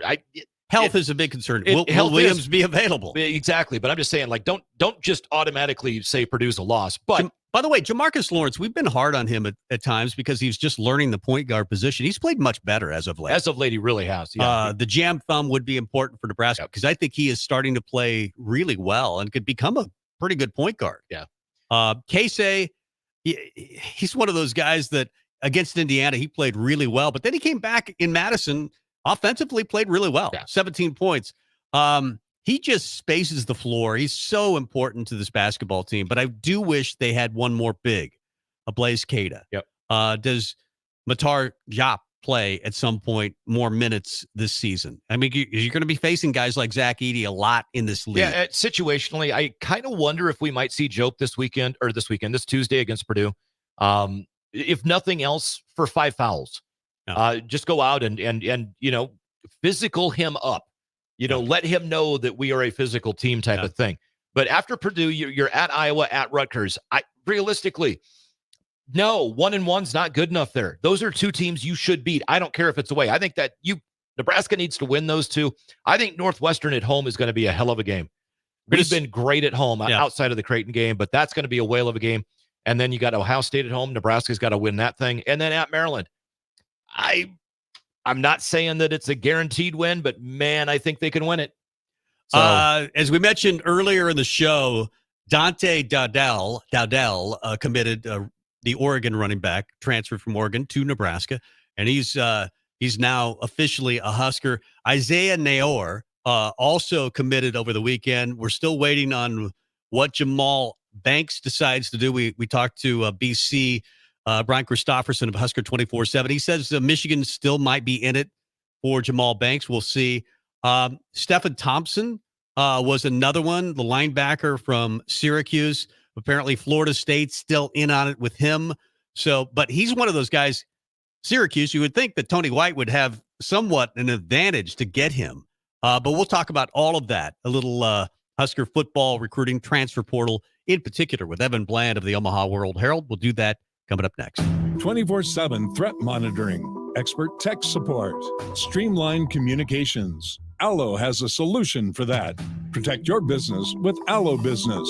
Comprehensive firewall security, Microsoft Teams voice integrated communications, cybersecurity and IT support managed by experts. From productivity to peace of mind, Allo has a solution for that. Allo means business. Protect your business by visiting allofiber.com/business. My dream was to work in commercial banking, but it required a college degree and I didn't have one.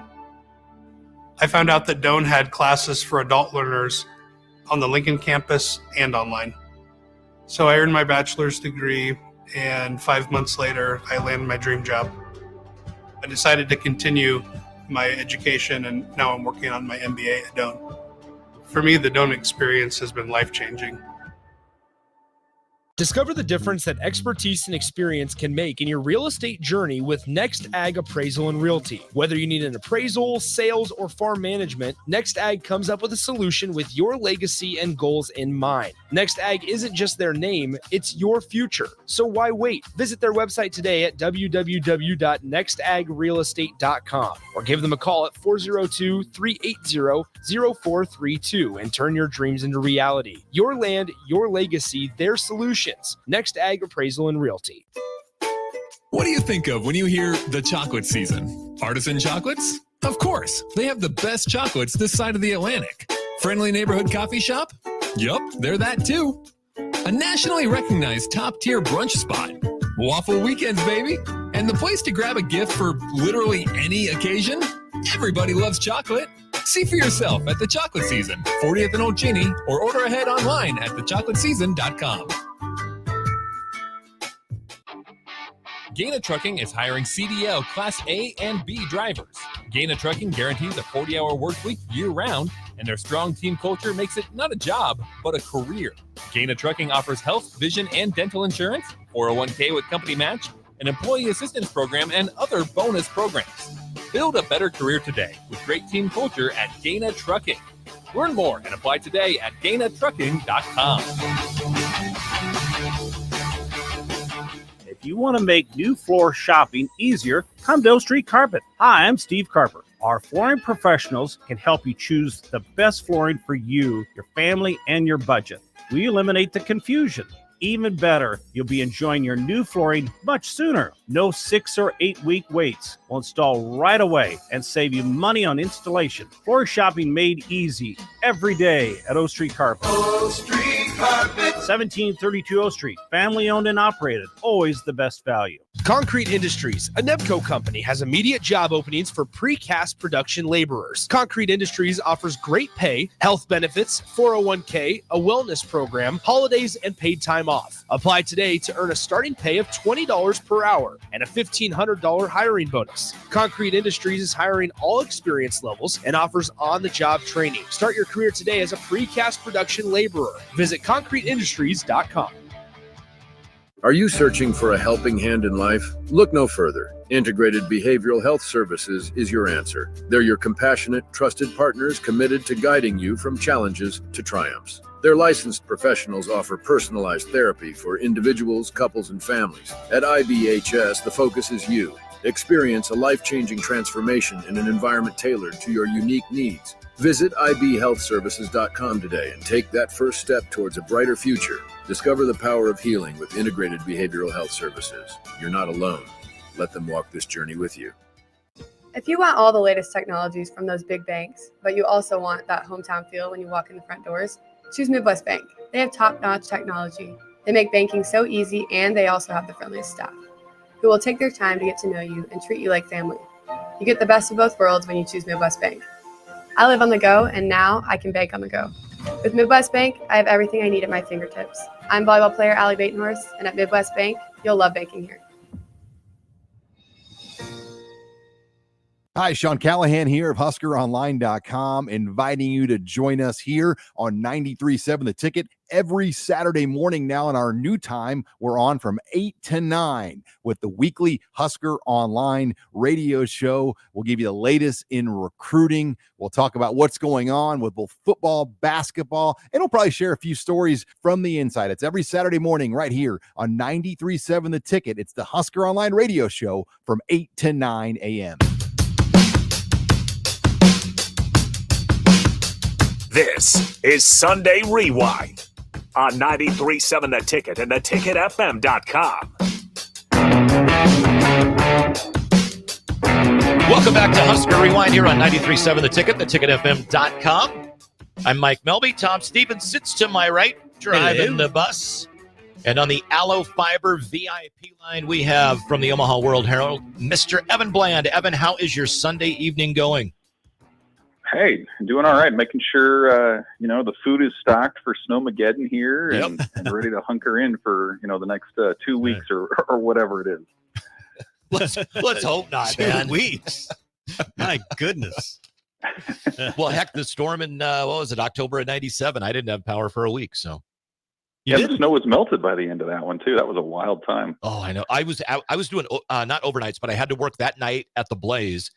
Here in town, I was doing rock radio back then. Were you sleeping there? And no, I got off the air at 2 a.m. because I was doing Saturday night threesomes, and I drove home in like the thickest part of the snow, and I had a 77 El Camino Super Sport with nothing in the back other than the snow that had fallen. It was an interesting trip home. Yep, I remember That's amazing. I was in 6th grade, and so that kind of tells you how old I am. But like, I was thrilled to have the week off, and that was still like the only time I can ever remember observing a snow day when the snow was all gone by that Friday because of the ice destroying the power lines and all that. Just that was living, man, when you're an elementary kid, for sure. Yeah, I remember there were people heating their homes with their stove in the kitchen. It was so dangerous. My grandpa did that, and I'm like, Grandpa, no, we're not doing that. Come on over to my house. Yeah, we had no power for right at like 7.5 days. Really? Yeah, lost everything in the freezers and the fridges, and yuck. Well, hopefully it won't. I'm guessing 5 to 8 inches. I mean, we panic about snow in this town, but it's something to do. Big weekend for Nebraska football recruiting. That's one of the reasons we're having you on. Biggest commit for you this weekend? Between Nayor and Dowdell, probably. I mean, it's interesting. It's an interesting question because I think Dowdell has probably the bigger upside. He certainly has more of the recruiting pedigree, that sort of thing. But Nayor was somebody like Nebraska had to have a receiver in this group. Like you look at what it's going to be next year, and they have some good young talent on that position group. But you've got 9 guys who are going to be either scholarship freshmen or second-year guys, and like you had to have more experience there. Right now, it was Isaiah Garcia Castaneda and Alex Bullock, and those guys had their moments last year, but you need somebody who's a little bit more of a go-to guy or a big play guy, certainly. And so Nayor fits that bill. Like you talk about somebody with 50+ career catches in college, 21 yards per catch on average. So like that tells you what you need to know in terms of just his ability to beat a defense over the top or to catch a short pass and make something happen on his own. So that was a big one. Just for a sense of need. But I think probably maybe in the long term, when you talk about Dowdell having 3 more years of eligibility and he was a top 10 prospect at his position out of high school last year and all the rest, like that's a guy who probably will be more of a household name by the end. So it's been a while since Nebraska's had that guy, that star running back, and I think he's got a chance to be that. So I'll say Dowdell, but I think it's a pretty close debate, and you can probably argue either way. One of the not players and whatever was going on with the portal and recruiting, but a name that popped up here recently, I want to get your thoughts on it, but Dana Holgerson is rumored to be in discussions with Matt Rule about possibly coming on board the Nebraska staff. What do you know, and what are your thoughts with his background? Yeah, I mean, we reported that yesterday that Nebraska was talking with him about that. The timing of it is what you would expect with the the National Football Coaches Convention going on right now. I mean, I think Matt Rule was speaking like an hour ago at that thing. So he's down there. And that's typically one of those times when you can find a hotel room and do some interviewing and networking and things like that. So the timing of it is what you would expect. That's pretty standard in the industry. And, you know, we knew, generally speaking, that the way that the staff was organized this year was not what Matt Rule had envisioned. He saw Marcus Satterfield as the offensive coordinator, but not necessarily the quarterback's coach when the staff was coming together. And he said that publicly. And so you take kind of that fact along with what he said at the signing day press conference last month, that they didn't want to get into sort of how the staffing around the quarterback room would work. And it was pretty clear that they want to find a different configuration to that. And there are a lot of ways you can do that, but Holgorsen specifically is interesting. I mean, he mentored guys like Case Keenum and Geno Smith and has had his moments of success in more of an air raid system. I think maybe that's the curious part about it, is his style of offense, the history that he has with that offense is closer to Mike Leach, and it is kind of the pro style, the San Francisco 49ers sort of look that Matt Rule has talked about, Marcus Satterfield has talked about in the last year. So, you know, who knows whether that's somebody who would be a potential quarterbacks coach. Maybe that's somebody who could fill into an analyst role. You know, it's not uncommon for former head coaches to sort of take a year or two and clear their head and work behind the scenes and affect change in that way. I think that's a possibility as well.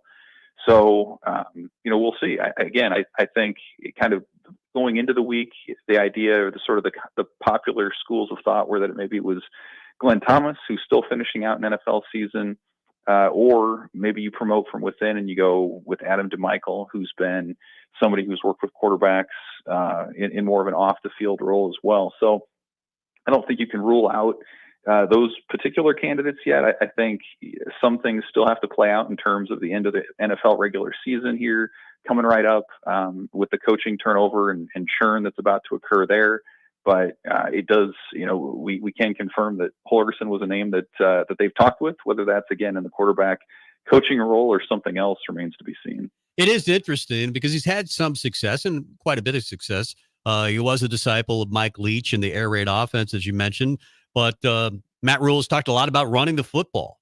That doesn't necessarily seem to fit. And he's also mentioned in the past that, hey, we don't necessarily want celebrity coaches. And he would seem to kind of fit that bill. And the fit just seems a little weird to me. What about you?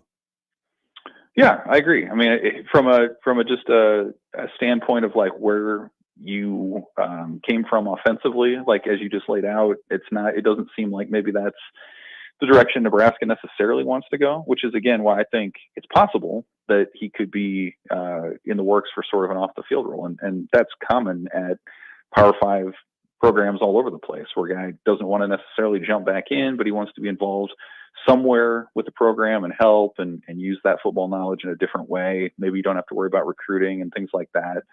So I think that's possible. You know, the offensive discussion to me is fascinating because I think you can look at the year that Nebraska has had, and by most metrics, it was a disaster in terms of giveaways and points scored and all the rest.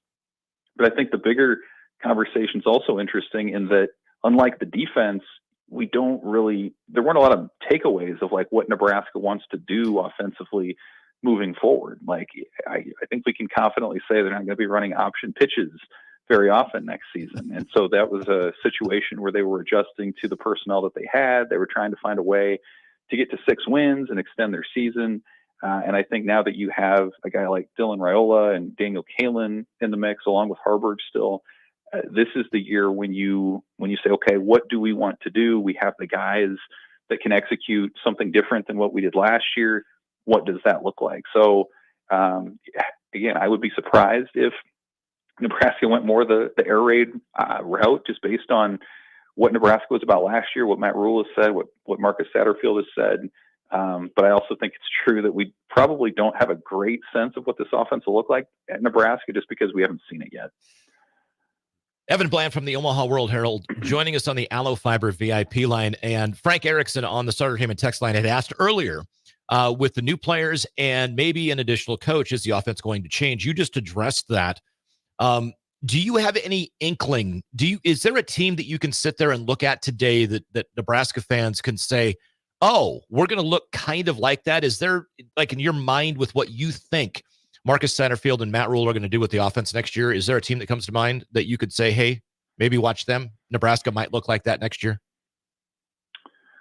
Well, yeah, I mean, I think there are bits and pieces of different things. I think of the way that that Matt Rule talked about Michigan as an example. Like, I think as Nebraska works to ascend in the Big Ten, like, their goal is going to be more offensively, is going to be more Michigan and less Ohio State. Like, I don't think you're going to see them build their offense around 5-star receivers and things like that. Like, they want to lean on the run. They want to build an offensive line from within and develop and make that a strength. And then you can pound the rock, win the fourth quarter, much like we just saw Michigan do against Alabama in the Rose Bowl. So I think a college comparison would be Michigan, and they run a pro style. They don't ask their quarterback to do too much, though J.J. McCarthy is really talented. And then, again, as Matt Rule said last month, and they've mentioned multiple times in their year in Lincoln, they go to the 49ers comparison. And what they really mean by that is this positionless offense where a guy like Carter Nelson can come in and be a tight end and line up wide as a receiver. And, as Matt Rule kind of talked about again last month, a guy who can jump close to 7 feet in the high jump, maybe is a goal line guy who can jump over the pile and into an end zone. So, like, somebody like that who's versatile in what he can do, I think is of value for Nebraska. I think for what it's worth, Dante Dowdell has some of those characteristics too. Like, he's not afraid to run between the tackles, but he can also break one on the outside, and he's physical and that sort of thing. So I think that's what they're working toward. You kind of think on the defensive side, like how these players are so interchangeable to the point to where you don't know maybe where the pressure's coming from or what sort of package they're in. I think that's what they're working toward is a similar look on offense where you might see, 3 or 4 skilled players out there and you don't necessarily know, are they blocking? Are they going out wide? Is this a run play? I think that's sort of what they're working for as well. Yeah, if you're going to run a 49ers offense, it helps to have a George Kittle and a Deebo Samuel and a Christian McCaffrey. And I think they're getting that more and more on the recruiting trail. And we mentioned in the portal that they've kind of got that. And Dylan Raiola certainly fits that bill. But if they are going to go with Raiola, do you think that they'll go to the portal for a quarterback to back him up? Or are they good with what they have? It's a great question. I mean, you would think you would want that guy in your system for spring.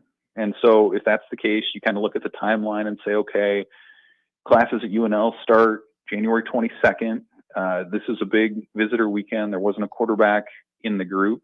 And so you really have more or less another week if you want to bring somebody in. So I think we'll figure that out fairly quickly. I mean, I guess you can't rule out the possibility that a quarterback who fits that bill could go into the portal when it opens back up in mid to late April, and then you bring him in over the summer with a chance to back him up. But you would think more likely than not, given their roster crunch, scholarship crunch that they're in, like you probably want to figure that out sooner than later. So, I personally, and I'm not saying that this is going to happen, but I personally still think a guy like Casey Thompson would make a lot of sense. Somebody who's at the very end of his college career, who kind of knows what he is, somebody who knows that he can make 6 figures at Nebraska, who is going to have all the support off the field that you could ever ask for from fans, medically, nutritionally, strength training, all the rest. Like, I think it can be a tough sell in general in the portal, I think, just because, again, by the nature of what that is, guys are going in there looking for a path to playing time. I think it's a harder pitch to put out there to say, hey, we have a guy that we like as our number one. Would you be willing to come in and be a mentor and maybe, use this as a stepping stone to a coaching career down the line and make a couple $100,000? Like, it's not necessarily, I think, what guys are looking for in there. But I think to answer your question, yeah, ideally you would still find that person who's willing to come in and be sort of a safety net and a player coach. But again, I think, ideally that's what you want, but in practical terms, that's going to be a lot harder to find that person. Hey, Evan, before we let you go, I've got to throw it out. I know you're big on covering Husker baseball. We're a little under 6 weeks away from Nebraska in the, what is it, Shriners Children's College Showdown or something? Baylor, Tech, and Oklahoma on the docket for that, what is it, third weekend or whatever in February. What do you expect from Will Bolt's gang this year? Yeah, it's going to be really interesting. It's the third year in a row where they've turned over, I think, half or a little more than half of their roster. And so it's kind of created these situations where you don't really necessarily know what to expect. I think, offensively, they're going to be a little bit more diverse than they were last year. I don't see them approaching the school record 97 home runs. They're not going to hit 100 home runs again. Yeah, I'm not seeing that, but I do think they're going to be more diverse. I think Dylan Carey is probably going to be your star, taking a step forward. I think he's going to slide to shortstop. Gabe Swanson coming back, he had a really good season. Other than Bryce and Max last year, he was the guy. So I think they have a nice place to start there. And then on the mound, that to me is going to be one of the storylines of the year. And the problem that Nebraska has run into in its last couple of years here, falling short of the NCAA tournament, hasn't necessarily been the frontline guys, the Fridays or Saturday starters. It's been, what do you do in the midweek? What do you do in the fourth game of a weekend series? And they just haven't had an answer to that. So to me, the big question is, what's the Rob Childress effect going to be in year one for a guy who built those great College World Series staffs for Nebraska in the mid-2000s, who built a bunch of successful staffs at Texas A&M? What's his immediate impact at Nebraska with a group of guys that have some talent, but maybe the command hasn't always been there, especially for some of the newcomers. So I think that's going to be really fascinating to see how that depth materializes. And if he can put his Midas touch on that staff right away, I think that's one of the X factors that can make Nebraska take that jump from Big Ten contender to a postseason team. Well, a really good non-conference schedule. Baylor, as Mike mentioned, they open up with Baylor, then it's Texas Tech, Oklahoma in that tournament as well. Who do you got tomorrow night? Who's the new national title winner? Head says Michigan. I'd love to see Washington win it and Kalen DeBoer. I think that'd be really cool to see, former NAIA guy complete that rise. What a meteoric rise that has been, and what a cool story that would be. But I don't think Michigan's going to make the mistake Texas did, going away from the running attack. I think Michigan probably can and will pound it consistently on Washington. I'm just not sure the Huskies can stop it. So, typically in these games, you take the team that can own the line of scrimmage. I think that's the Wolverines. The interesting thing is Washington has the best quarterback in the game in Michael Penix. So I expect it'll be a good game, but ultimately I just think, just with those lines that Michigan has, they've got to be the favorites. All right. I'm sure we'll talk more recruiting here coming up. I don't think Nebraska's probably done in the portal, so we'll have you back for more of that, and then baseball within 6 weeks. So that'll be fun. Thanks, Evan. Sounds great. Thanks, guys. Appreciate Thanks, Evan. Evan Bland of the Omaha World Herald. Great stuff. I can't wait for baseball. I think they're going to be. They're not going to hit 100 home runs this year. That's for sure. If they do, they're going to win the College World Series. But I do think they'll be better on the mound. I think they'll hit. They'll be overall a better hitting team, and they'll steal more bases this year. One thing I want to throw out: we always, we're in radio, which is a public service from the standpoint of when stuff goes on, we want to make sure we let you know about it. So for all the kids that don't already know, Malcolm District 148 schools closed tomorrow. Waverly District 145 schools closed tomorrow. Lincoln Public Schools closed tomorrow. Yeah. And that's everything that I've got so far. So if you're in Malcolm, if you're in Waverly, if you're in Lincoln, kids, guess what? It's time to go build snowmen tomorrow because you ain't going to school. And I'm assuming sometimes you look silly that you predict, a snowstorm of 8 inches and you get a dusting, you get 1 or 2. But I think it's better safe than sorry. Call it off early. I mean, because we're talking about 40-mile-an-hour winds tomorrow. That's the thing. Yeah. Is the winds. Yeah. Holy smokes. Yeah. So, kids, stay up all night, consume lots of caffeine, and drive your parents crazy. There you go. Public service announcement from Tom Stevens. 93.7 The Ticket does not agree with anything he says. Let's get to break. Let's get the break and come back with more after this. John Henry's would like to remind you, if you haven't already, to unhook your outdoor hoses and check faucets for leaks so your pipes don't freeze. As the official plumber of the Huskers, you know who to call when a plumbing issue arises. From frozen pipes to clogged drains, we can help you protect your home this winter.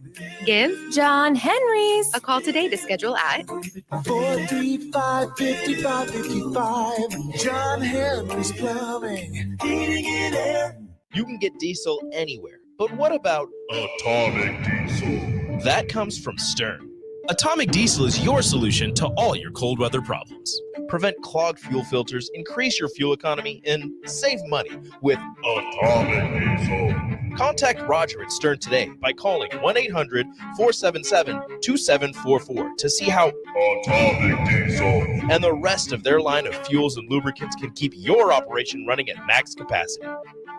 When you were a kid, clubs were cool. Robotics club and space club and stuff like that. But what do adults get? Book clubs and quilting clubs? Nah, forget that. How about margarita clubs and old-fashioned clubs? Get to Upside Bar and Lounge for the best clubs in town. Try all 10 varieties of Upside margaritas or old fashions and take home a free souvenir glass. Grab the whole crew and pair it with taco night on Mondays or whiskey Wednesdays. Upside Bar and Lounge at 29th and Pine Lake. Are you in the market for a new garage door or need to repair your old one? It's wintertime, and that means snow, wind, and freezing temperatures. All things that can cause sticky locks and damage to your door. If you're experiencing any issues with your commercial or residential garage door during the winter months, call Cameron Hall and his team at Doors Plus. Don't be trapped outside in the cold because of a poorly maintained garage door. Call Doors Plus today at 402-590-5800 or visit them online at doorsplusllc.com. Doors Plus, garage doors and more. Houses? They're expensive. And once you buy one, you're kind of stuck with it for a while. You need to make sure you get your best house for the best price. You need Ben Bleicher and his team of pros at Professional Realty Group. They'll take the time to figure out what's important for you in your dream home, and they have the expertise to find the hidden issues that could surprise you after the sale. That's professional knowledge, proactive service. We call that Potential. Ben Bleicher and the team at Professional Realty Group of Berkshire Hathaway's Home Service Ambassador. Find more online at prg-ne.com. My dream was to work in commercial banking, but it required a college degree and I didn't have one. I found out that Doane had classes for adult learners on the Lincoln campus and online. So I earned my bachelor's degree, and 5 months later, I landed my dream job. I decided to continue my education, and now I'm working on my MBA at Doane. For me, the Doane experience has been life-changing. I could write a commercial telling you how great waffle weekends are at the chocolate season. Or I could just have Rico read you the menu. Banana Nutella. Nutella topped Belgian waffle with homemade whipped cream, chocolate chips, and freshly sliced bananas. Baconator. Buttermilk waffle with bacon slices tucked inside, topped with salted whipped butter, caramelized pecans, and pure maple syrup. Waffle weekend brunches at the chocolate season. PB&J. 40th and Old Genie or online at thechocolateseason.com. John Henry's would like to remind you, if you haven't already, to unhook your outdoor hoses and check faucets for leaks so your pipes don't freeze. As the official plumber of the Huskers, you know who to call when a plumbing issue arises. From frozen pipes to clogged drains, we can help you protect your home this winter. Give John Henry's a call today to schedule at 435-5555. John Henry's Plumbing, Heating and Air. 93.7 The Ticket is proud to provide listeners with daily opportunities to win contests and prizes on our airwaves, and would like to take this opportunity to remind you of a couple rules. All participants must be 21 or older and must wait 30 days after winning a prize before participating in another contest. Once you win, you have 30 days to pick up your prize at the K&TK Studios, 1040 O Street in Lincoln, or your prize will be forfeited. Thank you for participating in our contest, and thank you for listening to 93.7 The Ticket. Husker fans, your fourth-ranked Nebraska wrestling team needs you to pack the Bob Devaney Sports Center on Friday, January 12th for their Big Ten home opener and a top 5 matchup against number 2 Iowa. The duel will begin at 6:30, and the first 300 fans will receive a Nebraska wrestling shirt. For more information or to secure your tickets, visit huskers.com/tickets or call 402-472-3111. Discover the difference that expertise and experience can make in your real estate journey with Next Ag Appraisal and Realty. Whether you need an appraisal, sales, or farm management, Next Ag comes up with a solution with your legacy and goals in mind. Next Ag isn't just their name, it's your future. So why wait? Visit their website today at www.nextagrealestate.com or give them a call at 402-380-0432 and turn your dreams into reality. Your land, your legacy, their solutions. Next Ag Appraisal and Realty. This is Sunday Rewind on 93.7 The Ticket and theticketfm.com. Final segment, Husker Rewind. Mike Melby, Tom Stevens, NFL scores today. The final week 18, which is terrible if you're still in your fantasy playoffs. Most leagues finish in week 17. I was in the championship and got blown out because I had no understanding of who to play this week. But the Buccaneers beat the Panthers. The Panthers were awful. The Bucs are going to win that division. The Vikes fall to the Lions 30-20. It was the Bengals beating the Browns 31-14, but the Browns did clinch a playoff berth today. The Jets over the Patriots.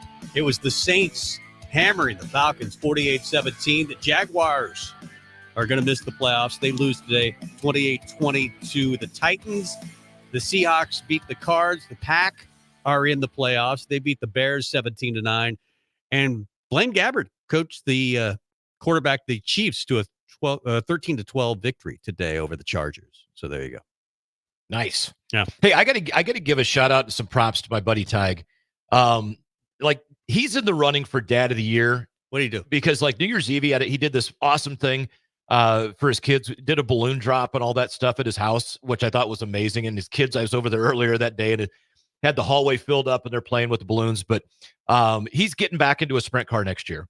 And so he's bought a couple of cars and we're kind of, doing some stuff and getting, everything put together to race. And he yesterday goes to a town in Kansas to pick up a car that he had purchased. And we're going to, like I said, we'll use some of the stuff. We'll sell some of the stuff, whatever, but get ready to go racing. He takes his boys with him and he gets himself a hotel room so that the boys can go swimming. Oh, that's cool. Which they then do last night and they do while he ran down because they stayed, I think, in Kearney. And, oh, by the way, before they went there and went out of town for the weekend, he takes them to the Globetrotters yesterday. He is Dad of the Year. I'm like, man. That's right. The Globetrotters were in town. Yeah. Like, that's just like, Tag, dude, that's awesome. Doing that for the boys. Grayson and Aiden just having a blast. So, ever seen the Globetrotters live? Yeah. They're fun. It's been a long time, but yeah. I saw him back in the day of like Curly Neal and Meadowlark Lemon. That's when I saw him. That was at fun. Pershing. Nate Branch, former Husker, was a Meadowlark, was a Globetrotter at one time. Yep. Yeah, I saw him at Pershing. Oh, that's good. I wish you would have seen him. I know that they've got a new, more updated act these days, but I haven't seen them in a long time, and they're always fun. Dana Holgorsen apparently considering Nebraska. I hope he's not the quarterback coach or offensive. Obviously, he won't be offensive coordinator. That goes to Satterfield. But how would you feel about him being, say, the quarterback coach at Nebraska? I don't have a problem with it at all. I don't think he's going to come in and start playing Ron Brown and Tom Osborne and trying to tell Matt Rule to run the option. I don't think he's going to try and tell them, oh, you guys need to start, running 79 for 400 plays a game and throw it 80% of the time. Right. I don't see that happening. He was 92-69, 13 years as a coach, head coach, that is. He had 3 10-win seasons, 2 at Virginia, 1 at Houston, was 4-6 in bowl games. But, you're right. It's still Matt Rule and Marcus Satterfield's offense, and he's probably just going to be there to try to help the quarterbacks. And he's coached some pretty good quarterbacks. Geno Smith, still in the NFL. Case Keenum has been out there. He's coached very good quarterbacks in the past, and he has probably some really good ideas that he would share, and he's not going to take over the offense. If he's just here to get the quarterbacks better, I'm all for that, because Nebraska quarterbacks were a disaster last year. 10 TDs, 16 interceptions, and 3 13-10 losses last year. So if he's just here to help, it seems like he's going against the philosophy of Matt Rule. It would be going against the philosophy of Matt Rule of not hiring celebrity coaches, and he would fit that bill, right? He's kind of a celebrity coach. Well, to an extent, yeah, because he's been a head coach. But at the same time, look at Tom Allen. Tom Allen winds up, 2 weeks after he's fired on the sideline for Penn State. And by the way, Penn State's worst defensive performance of the year winds up being in the bowl game. Yeah. So I don't know if that was a good move by James Franklin or not. Yeah, it feels like a Nick Saban type move. You hire Steve Sarkisian after he's been through some troubled times. And that's what Nick Saban and the Reform School does at Alabama. Maybe not that Dana Holgorsen needs reform, but it seems like just a outside the box type of hire from what Rule usually does. Go back to when Frank Solich left or was forced out at Nebraska. That next year, now granted, he didn't wind up on any one person's staff, but he went around and toured a variety of different schools' practices and how they did stuff and learned some things that he didn't know. I mean, for Dana Holgorsen, why wouldn't you want to go be a part of a staff where you've got a guy that's been as successful as Matt Rule has in college and he's building something at Nebraska? If he's behind the scenes, I'm all for that. An analyst. But if you want to be like the 49ers, go get somebody from the 49ers. That's my opinion. I mean, go get a wide receiver coach or something like that. The guy they wanted is actually a coach for the Rams. So that didn't work out, though. Yeah, that didn't. Well, I mean, I'm going to trust Rule because I think he's a pretty good football coach and he'll get the right guy. But if it's Holgorsen, I just think it's a little bit of a strange fit. We'll see. We're going to be back next week. Yep. We do the show every week unless it's Christmas or New Year's. Yeah. But we'll be back next week. Mike, should be fun. Yep. Hopefully a win over Purdue is coming. We'll see you next week. Bye-bye. See you. Think you need a new furnace due to a cracked heat exchanger? Call Bryant for a free second opinion. Might save you thousands, no matter what brand. Bryant Air Conditioning and Heating. We do whatever it takes. Shopping for new flooring is different today. Getting your questions answered, making the right selection, getting the best value, and installed quickly and professionally. Visit OakStreetCarpet.com or shop our store. We'll answer all your questions and help you make the right choice. You'll be enjoying your new floor in just days for less than you'd pay elsewhere. Carpet, vinyl, wood, laminate, tile, and area rugs. We've got it all. 1732